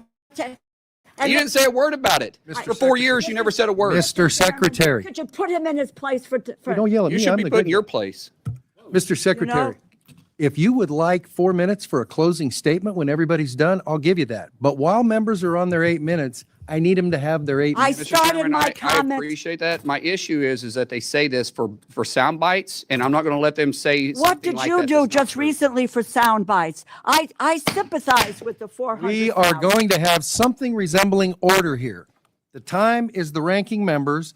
If you would like to respond later on, there are methods to do that, but it's not a who can talk louder into the mic. It's not. So you are recognized. Thank you very much. I will not let her Mr. sit there and lie and accuse something this ridiculous. You know- This is the legislative branch and it's my hearing, and so I'm going to try to some extent to control it moderately. And do Thank you. not accuse me of lying. Do not. Then don't. I do not. I appreciate, and I said to you at the outset, there's concern for children across the board. We care deeply about what's happening to children. And I went to the border and I watched children in those fenced-in places years ago and what was happening to them. So I have a long history, Mr. Secretary, in this area. 3,900 kids were separated. Secretary Azar told me he had a way to reunite them. Many of them were not reunited till today. And I don't want you to answer this now. Please get back to us and tell us what you are doing with regard to the settlement in terms of this issue, which is out there, which your department needs to come close to. I'll make a statement to you again, but this is fact from the bill, Mr. Chairman.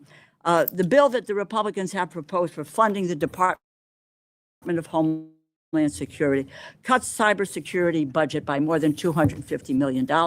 It cuts the TSA by nearly $350 million. And the Trump administration is openly advocating for privatizing TSA while trying to eliminate their collective bargaining rights. We all know what happened earlier this year. TSA workers endured the longest government shutdown in history. There was a lot of discussion and talk invoked about the long lines and the use of leverage to force through a Homeland Security bill without any reforms to what were critical ICE and CBP reforms that were necessary, that the American people wanted and were clamoring for. They didn't want to continue to see masked marauders on their streets with just harassing people. Congress eventually passed my legislation that paid TSA workers, funded FEMA, CISA, Secret Service, and the Coast Guard. And today, and it took you 79 days on the Republican side to make that decision to pay these people instead of just talking about paying this. The administration continues to attempt to walk away from the collective bargaining agreement with TSA workers, something that the federal courts have now twice said is illegal. Indeed, your testimony frames the attempt to force over 200 smaller airports in this country into a new security structure as a setting.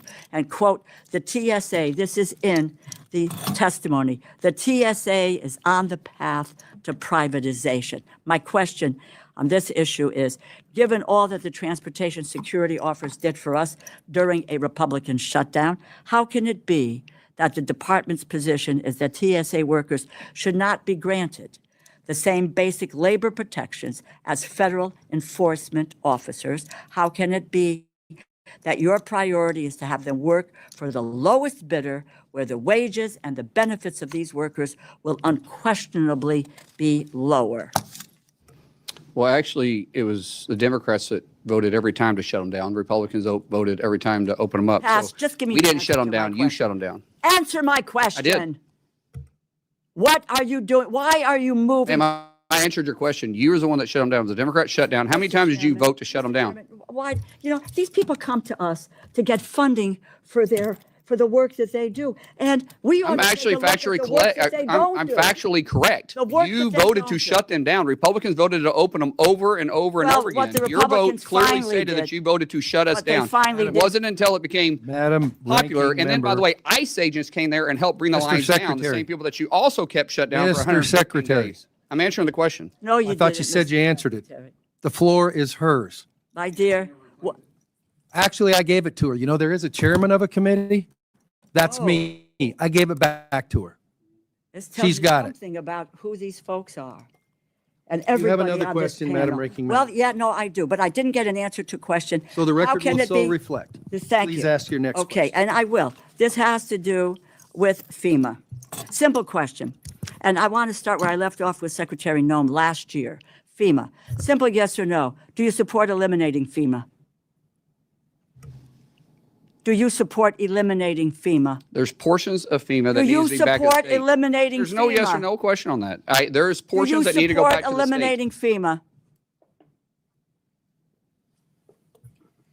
The record will reflect the That he- response. is The record will supports- reflect the that response. he Is there another supports question? it. Yeah, because let me just say, in April of 2025, the Trump administration prematurely, I'm glad we got that answer, because the poor gentleman who came before, it may have been with you, Mr. Chairman, that came before our committee, and I asked him this question, and he said, because Secretary Noem said, yes, she and the president wanted to eliminate FEMA. The gentleman said that he said it should be reformed, and the next day he was fired. Let it show that the secretary believes that we should shut FEMA down. I never April said that. 2025, the Mr. administration. Chairman, I never said that. The administration prematurely, The record will reflect unlawfully what you did and didn't ended say accurately. FEMA's BRIC program. He intentionally halted roughly 2,000 active infrastructure and disaster mitigation projects across the country, including one in downtown New Haven, Connecticut.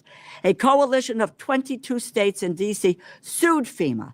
A federal judge ruled in favor of the states in December, mandated that FEMA restore the over $3.6 billion and canceled funding. At the beginning of March, the judge had to order FEMA to comply with that ruling. 3 months ago, the day after you took over as secretary, FEMA formally announced a, quote, new and improved BRIC program. Yet, almost all of these communities are still waiting for their BRIC funding to be restored.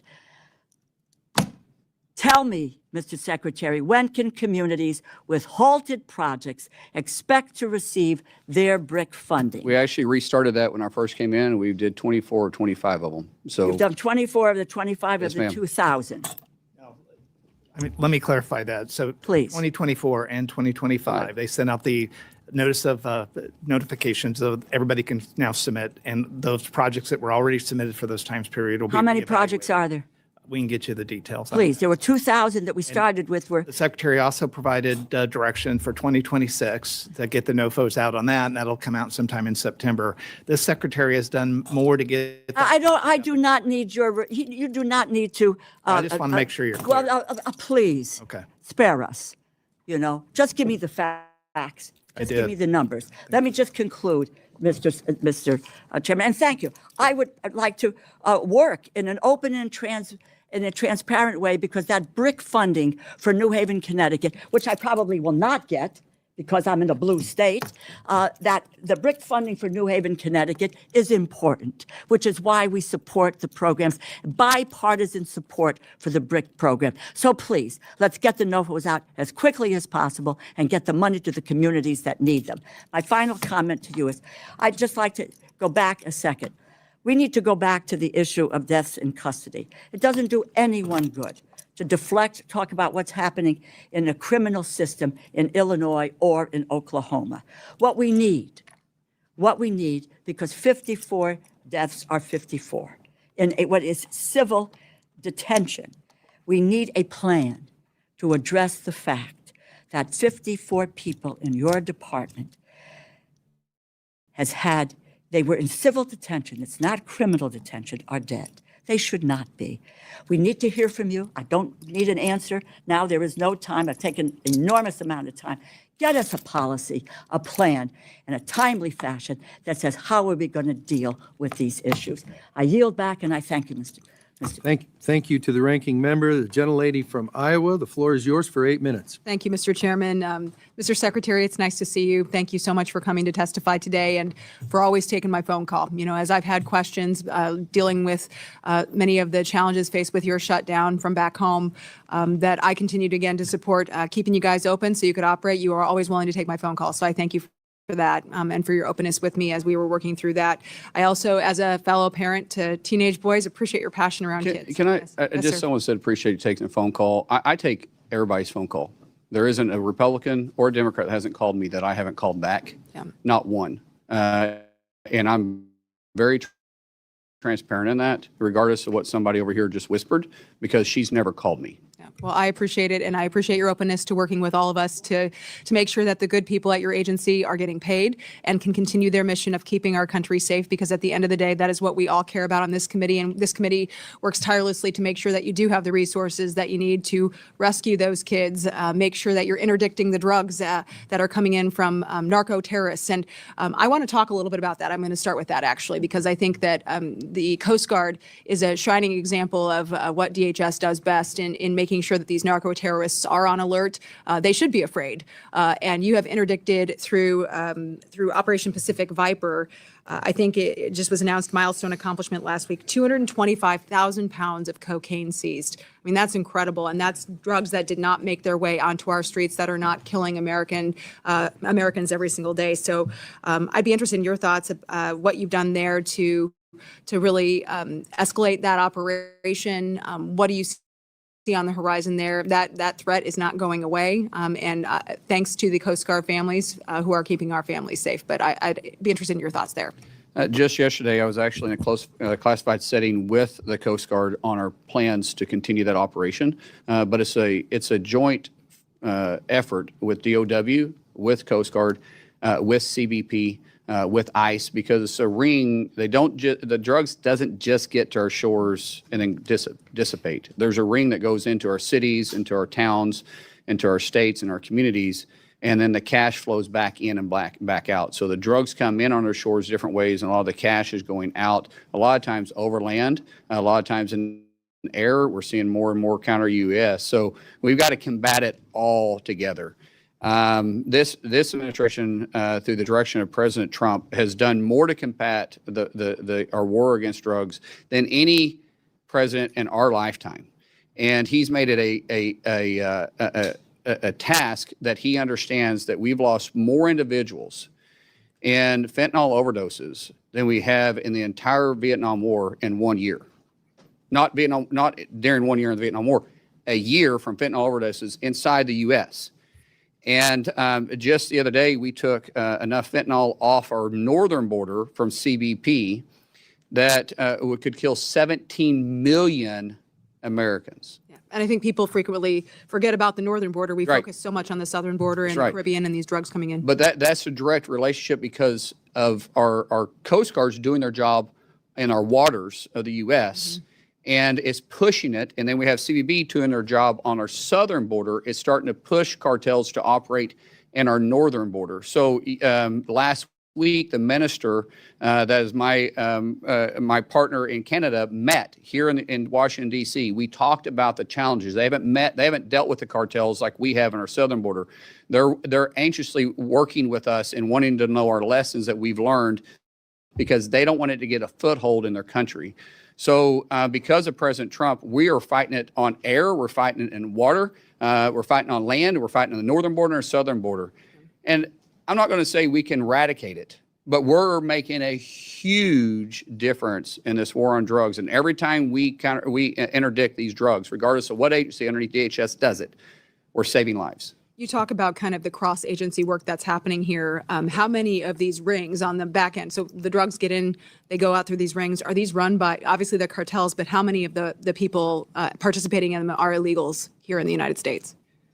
Well, the biggest majority of them, the percentage of them would be hard to say, but the biggest majority of them are illegals that are here. Now, there's usually, when it comes to the money laundering of it, that's more of a white collar crime. More of those individuals are citizens inside the United States. But when you start talking about the trafficking, you start talking about the drug houses, the stash houses, the cash flow, the weapons flow, overwhelmingly the majority of those are illegals. The criminal enterprise. And most time they're forced to do it. Right. It's not that they're working off a debt for the cartels. Right. And you talk about the atrocities happening to those kids too. Yes. Many of them are victims of that human trafficking. And run by elderlies. those same organizations, Yes, obviously. and elderlies are being probably exploited now more than we've ever seen it, because naturally law enforcement isn't alarmed when they see an elderly gentleman or an elderly woman that is driving. A lot of times they're forced to try paying the debt off of their kids. Okay, that's, well, very concerning, and obviously we need to do whatever we can to stamp that out. You mentioned fentanyl, and I want to go now to one of the biggest sources of fentanyl, which is obviously the CCP in China. They're funneling it in through Mexico. I'm trying to get it in through all of these methods. We know they're not going to ever try to stop undermining our domestic and our international security, and spending billions of dollars on research and development intertwined directly with their military, billions more trying to ship those products into the United States and dominate supply chains. Can you talk a little bit about what the department has seen as it relates to Chinese manufactured and owned equipment, especially maybe any inventory that might already have been bought by DHS? What precautionary measures you're taking to ensure that our agencies are protected on the cybersecurity front, data privacy, other threats that you may be having to? Well, the data centers that we're pushing, we know China is working every single day, and they're even working harder to try getting into our systems. They've made that part of their future plans. They feel like that's important for them. That's where the private-public partnership is vitally important. That's where it is going to be a major role, because we can't expect Meta or Google to do it on their own. They're fighting they're fighting an army, truly an army, from CBP or from North Korea, or militias from Russia, or Iran from the IRGC. We have to have an all-out frontal approach and be proactive. We can't be reactive in this. We have to be very proactive, and that partnership is something we're strengthening. But we also got to respect privacy too. There's a lot of privacy concerns when the government starts looking into cyber because of the sensitive material that is there. It's a fine line we're trying to work through. It's difficult. We're going to have to come to Congress for help on that, because we're going to need clarification I believe with the new technology that's coming out and the new way that they're entering into our systems, that we're going to need new clarity on how far CISA can go. We'll certainly look forward to working with you and the agencies, relevant agencies on that. Want to talk a little bit to wrap up my time on CBP. Obviously, their role is not just keeping our borders safe, but it's also making sure we're interdicting bad things coming into our country, including counterfeit products and things that are going around our trade laws as well. I have a piece of legislation, the Protecting American Industry and Labor from International Trade Crimes Act. We call it PALE, just passed through judiciary unanimously just a few weeks ago. And this would help make sure there are additional resources to DOJ and CBP to make sure that they can actually hold these bad actors accountable. So I'd just be curious, like what role CBP can continue to have in making sure we're eradicating transnational shipment and some of these other malign practices used by the CCP and other actors as well to try to undermine American jobs. First of all, the best thing you guys did was give us continuous funding for 3 years, because we can really set out missions and force ourselves to look at technology of today, not just what we can spend in a physical year. So it really does help tremendously. The biggest thing that you guys can do is continue to work with us on updating the policy on what it is that you're wanting us to look at. Meaning that if we're seeing a ring coming around, sometimes because we have trade agreements with these individuals, and they're, as you know, they have stuff that we're sanctioning from one country.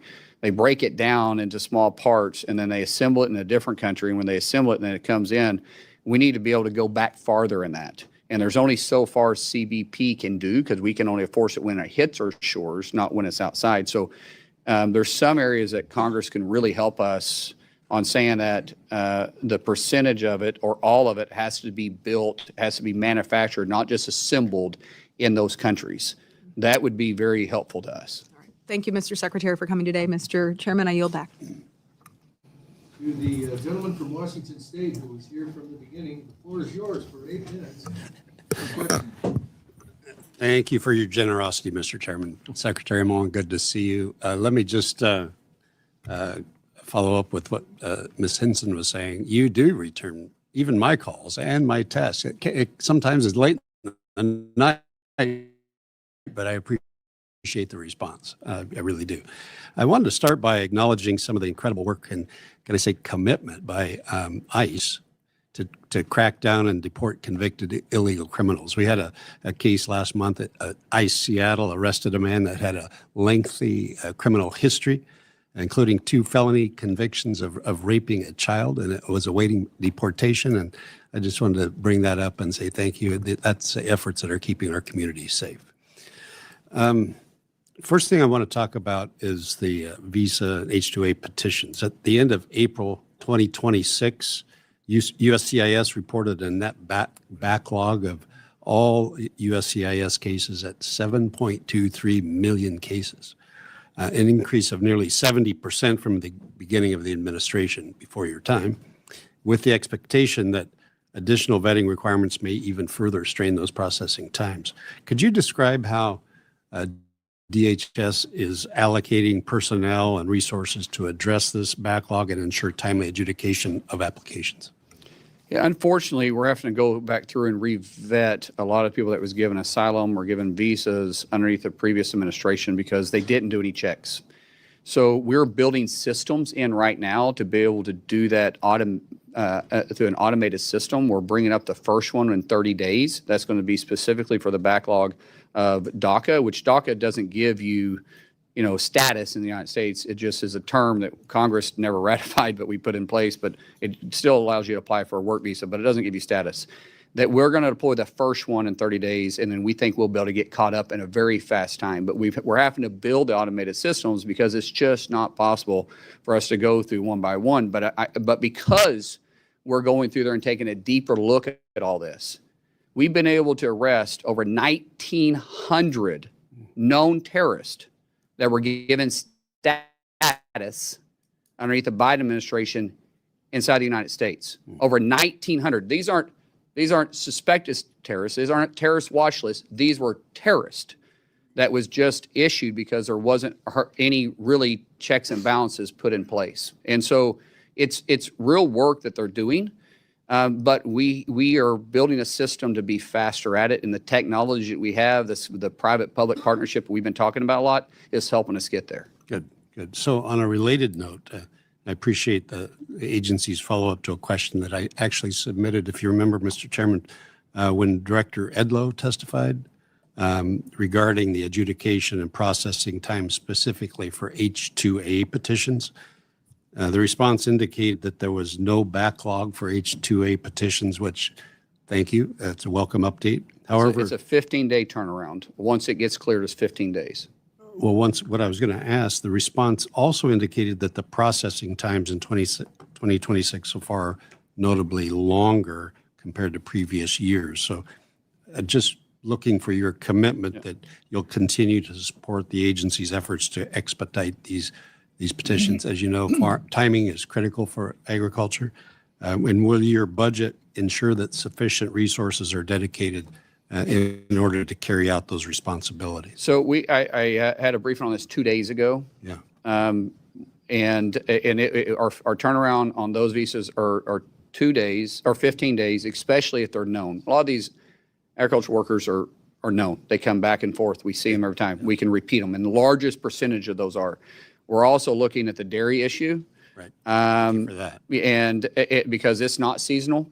So we think we got a path forward to fix that issue. Finally, we've asked Congress for clarification, but anytime you ask Congress for, I'm not beating up on you guys. I sat there too. So I'm just saying, anytime we ask Congress for anything to try to do with immigration, it's just politicized. So, but we think underneath statute, there's a way for us to move this and make it work. We're still going through it. We're still getting legal opinion on it. We don't want to do anything but I don't think you guys would really get upset if we did it, but I want to make sure we're legally able to do it.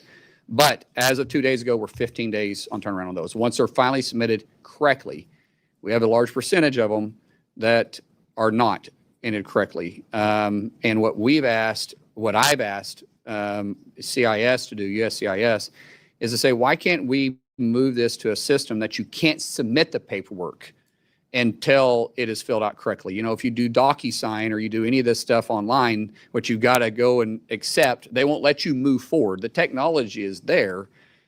We just have to adapt it in a way to be able to make it interface friendly with the public, with the general public, to be able to make it more efficient. So we're doing a test program on this. We're actually trying to build an app.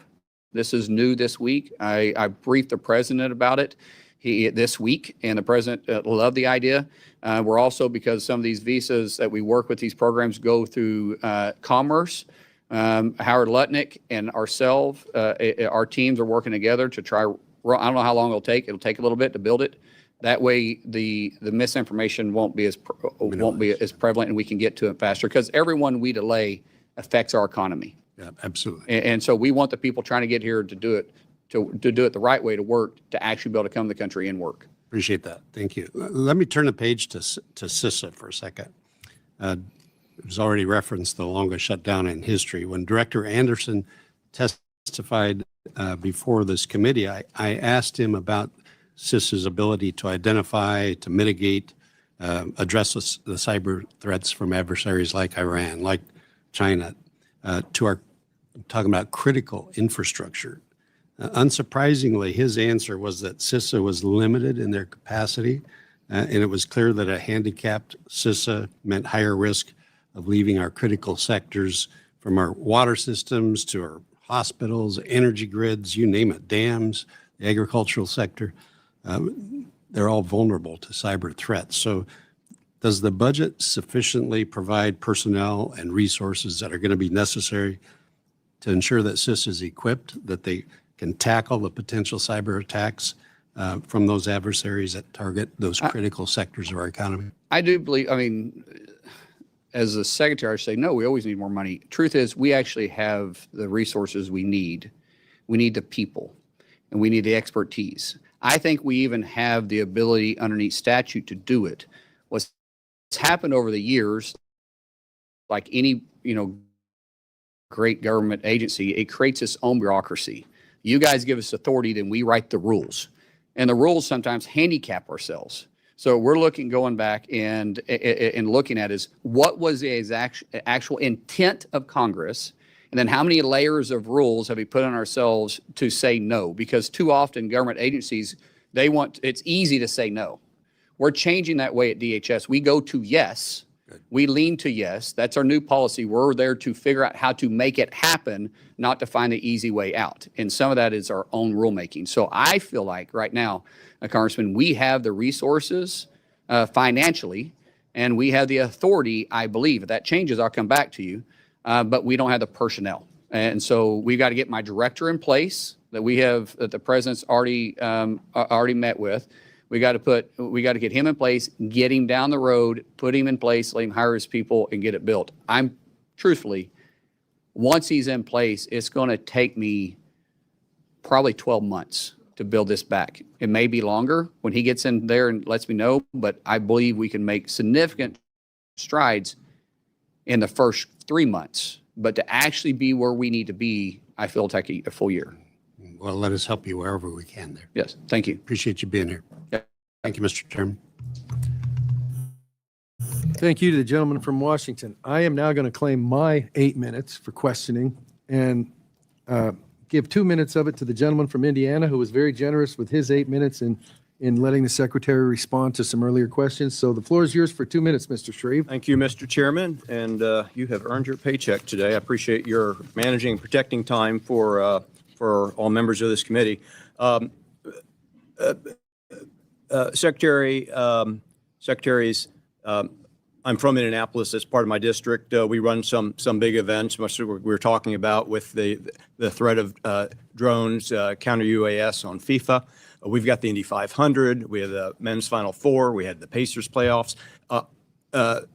Secretary Edgar, as a mayor, you realize that these threats to public safety arising from the evolution of drones, which are tools as well in the profession, are extraordinary. And DHS is in the lead at managing this threat and these tools. The fiscal year 27 House mark included dedicated counter UAS funding. And last year's NDAA authorized trained state and local law enforcement to detect, track, and mitigate, take down threatened drones. We can strengthen our ability to protect major events and critical infrastructure. And let's not lose sight of that, but only if local law enforcement has the training, the tools, and the coordination to work with federal. Mr. Secretary or secretaries, give us a view into what the department is doing on this end to coordinate training with state and local law enforcement to manage the challenges that are upon us now that drones present. So Congress is going to have to lean on this a little bit. Bringing down a drone for an enthusiast is easy now. We can do it. We do it every day. We do it. And when you got an enthusiast that flies a drone over FIFA, I think we brought down over 60 drones to date. During F1, we brought down 8. During Augusta, we brought down 12. Those are enthusiasts. The issue that we have is the ones that have it on fiber. And so when they attach it to fiber and they're running in, the only way for us to be able to bring them down is to be kinetic.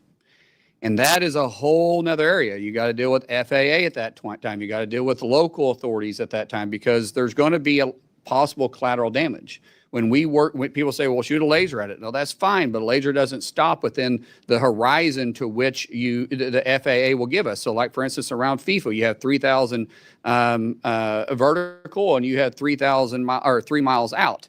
So around FanFest, we have 1,000 feet up, we have a mile out. It creates challenges for us to do it. And the only technology we have right now to be fully kinetic is with DOW.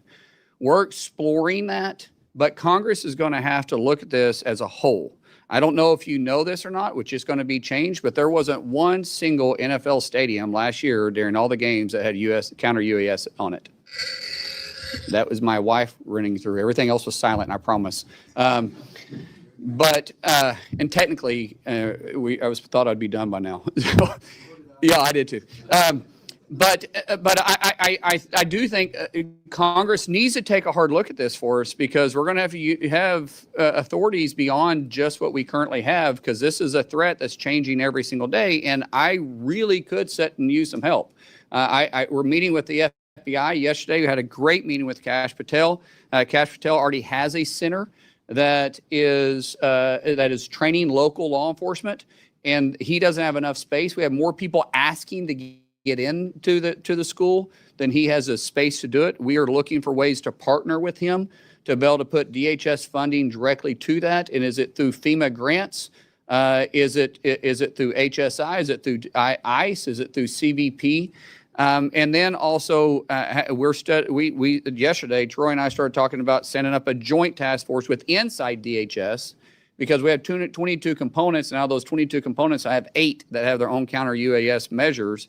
And for example, out of the 11 football stadiums we have, I have CBP covering 5, FBI covering 3, the Coast Guard is covering 1, and FBS, or Coast Guard's covering 2, FBS is covering 1. I think my math is correct on that. And all of them have different measures. And so this is, Congressman, what you're bringing up is a true challenge, and that threat is changing every day, that without question, Congress is going to have to help us get the authority to do what we need to do on this. I appreciate the extra time. This is an important issue and an Very important. immediate challenge for both the department and this Congress. Hey, can I just add one point? And this is for you, Mr. Carey. When I was down at RGV, just to give you an idea of the scale at the border, same problem. Just from the beginning of this fiscal year till yesterday, they had 11,000 drones basically registered at the border. I mean, Secretary's talking about offensive, drones, being able to kind of do something against them. So that is something we definitely are looking at. But I mean, even you just take the threat to the border, and we break up the drone process into the maritime, the border, special events, et cetera. And each one of those operating principles, we need to have a better strategy that's funded, and we have the authorities. Thank you. I will now recognize my colleague from Florida for 1 minute of my questioning time. Mr. Rutherford, the floor is yours. Thank you, Mr. Chairman. First, I want to make sure that the public understands. I want to affirm what the Secretary said earlier about the shutdown. It was Senate Democrats that shut down CBP, ICE, CISA, Coast Guard, and TSA. It was not the Republicans. The House passed it 3 times to fund them. So, but here's what I want to bring up. I want to highlight for you, Mr. Secretary, some language that is in FY27 appropriations. There's language in there about NIMS and standardizing the operational and reimbursement process. NIMS, the National Incident Management System, and that reimbursement process was, it goes all the way back to 2004 with the Homeland Security Presidential Directive 5 by George W. Washington Bush. And the whole idea was to unify the response, mitigation, and prevention of disasters. And so there's language in there that there are ways to truly standardize the processes that right now are being done by 50 different states. They all report their different ways, and even agencies within states report their own ways.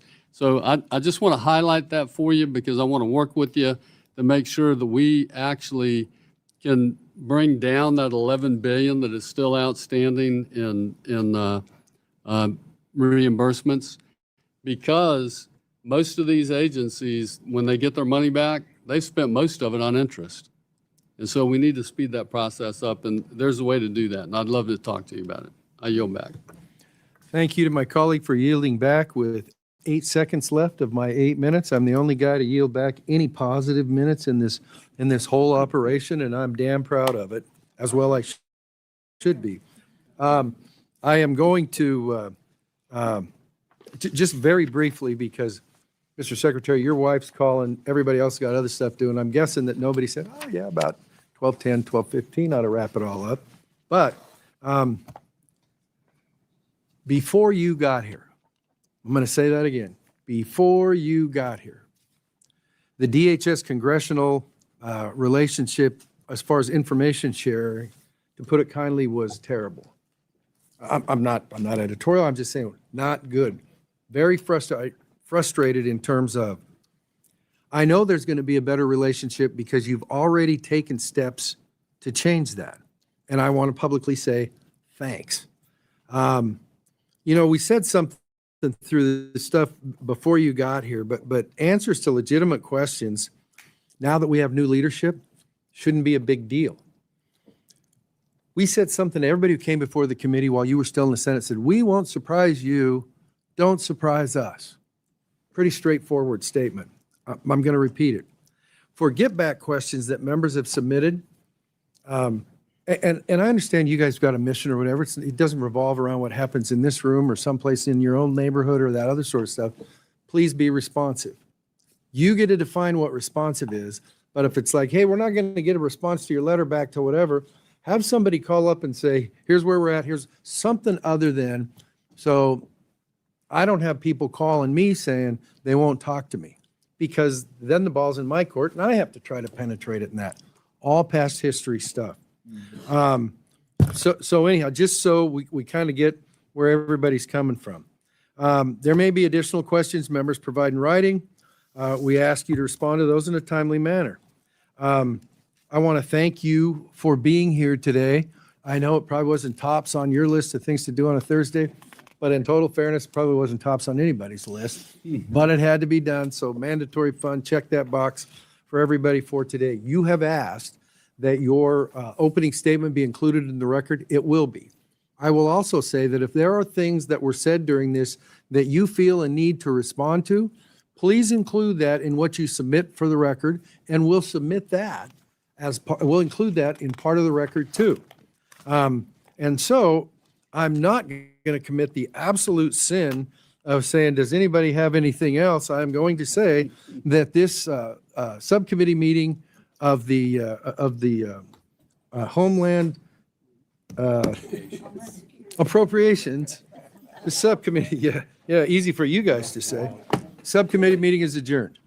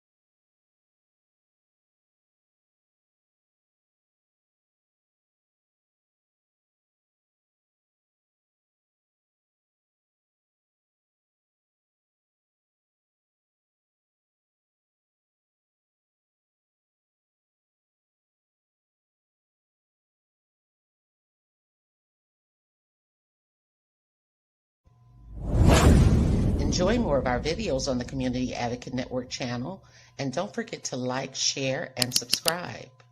If you would like to advertise your service, special announcement, or event, you may contact us at the Community Advocate Network at gmail.com.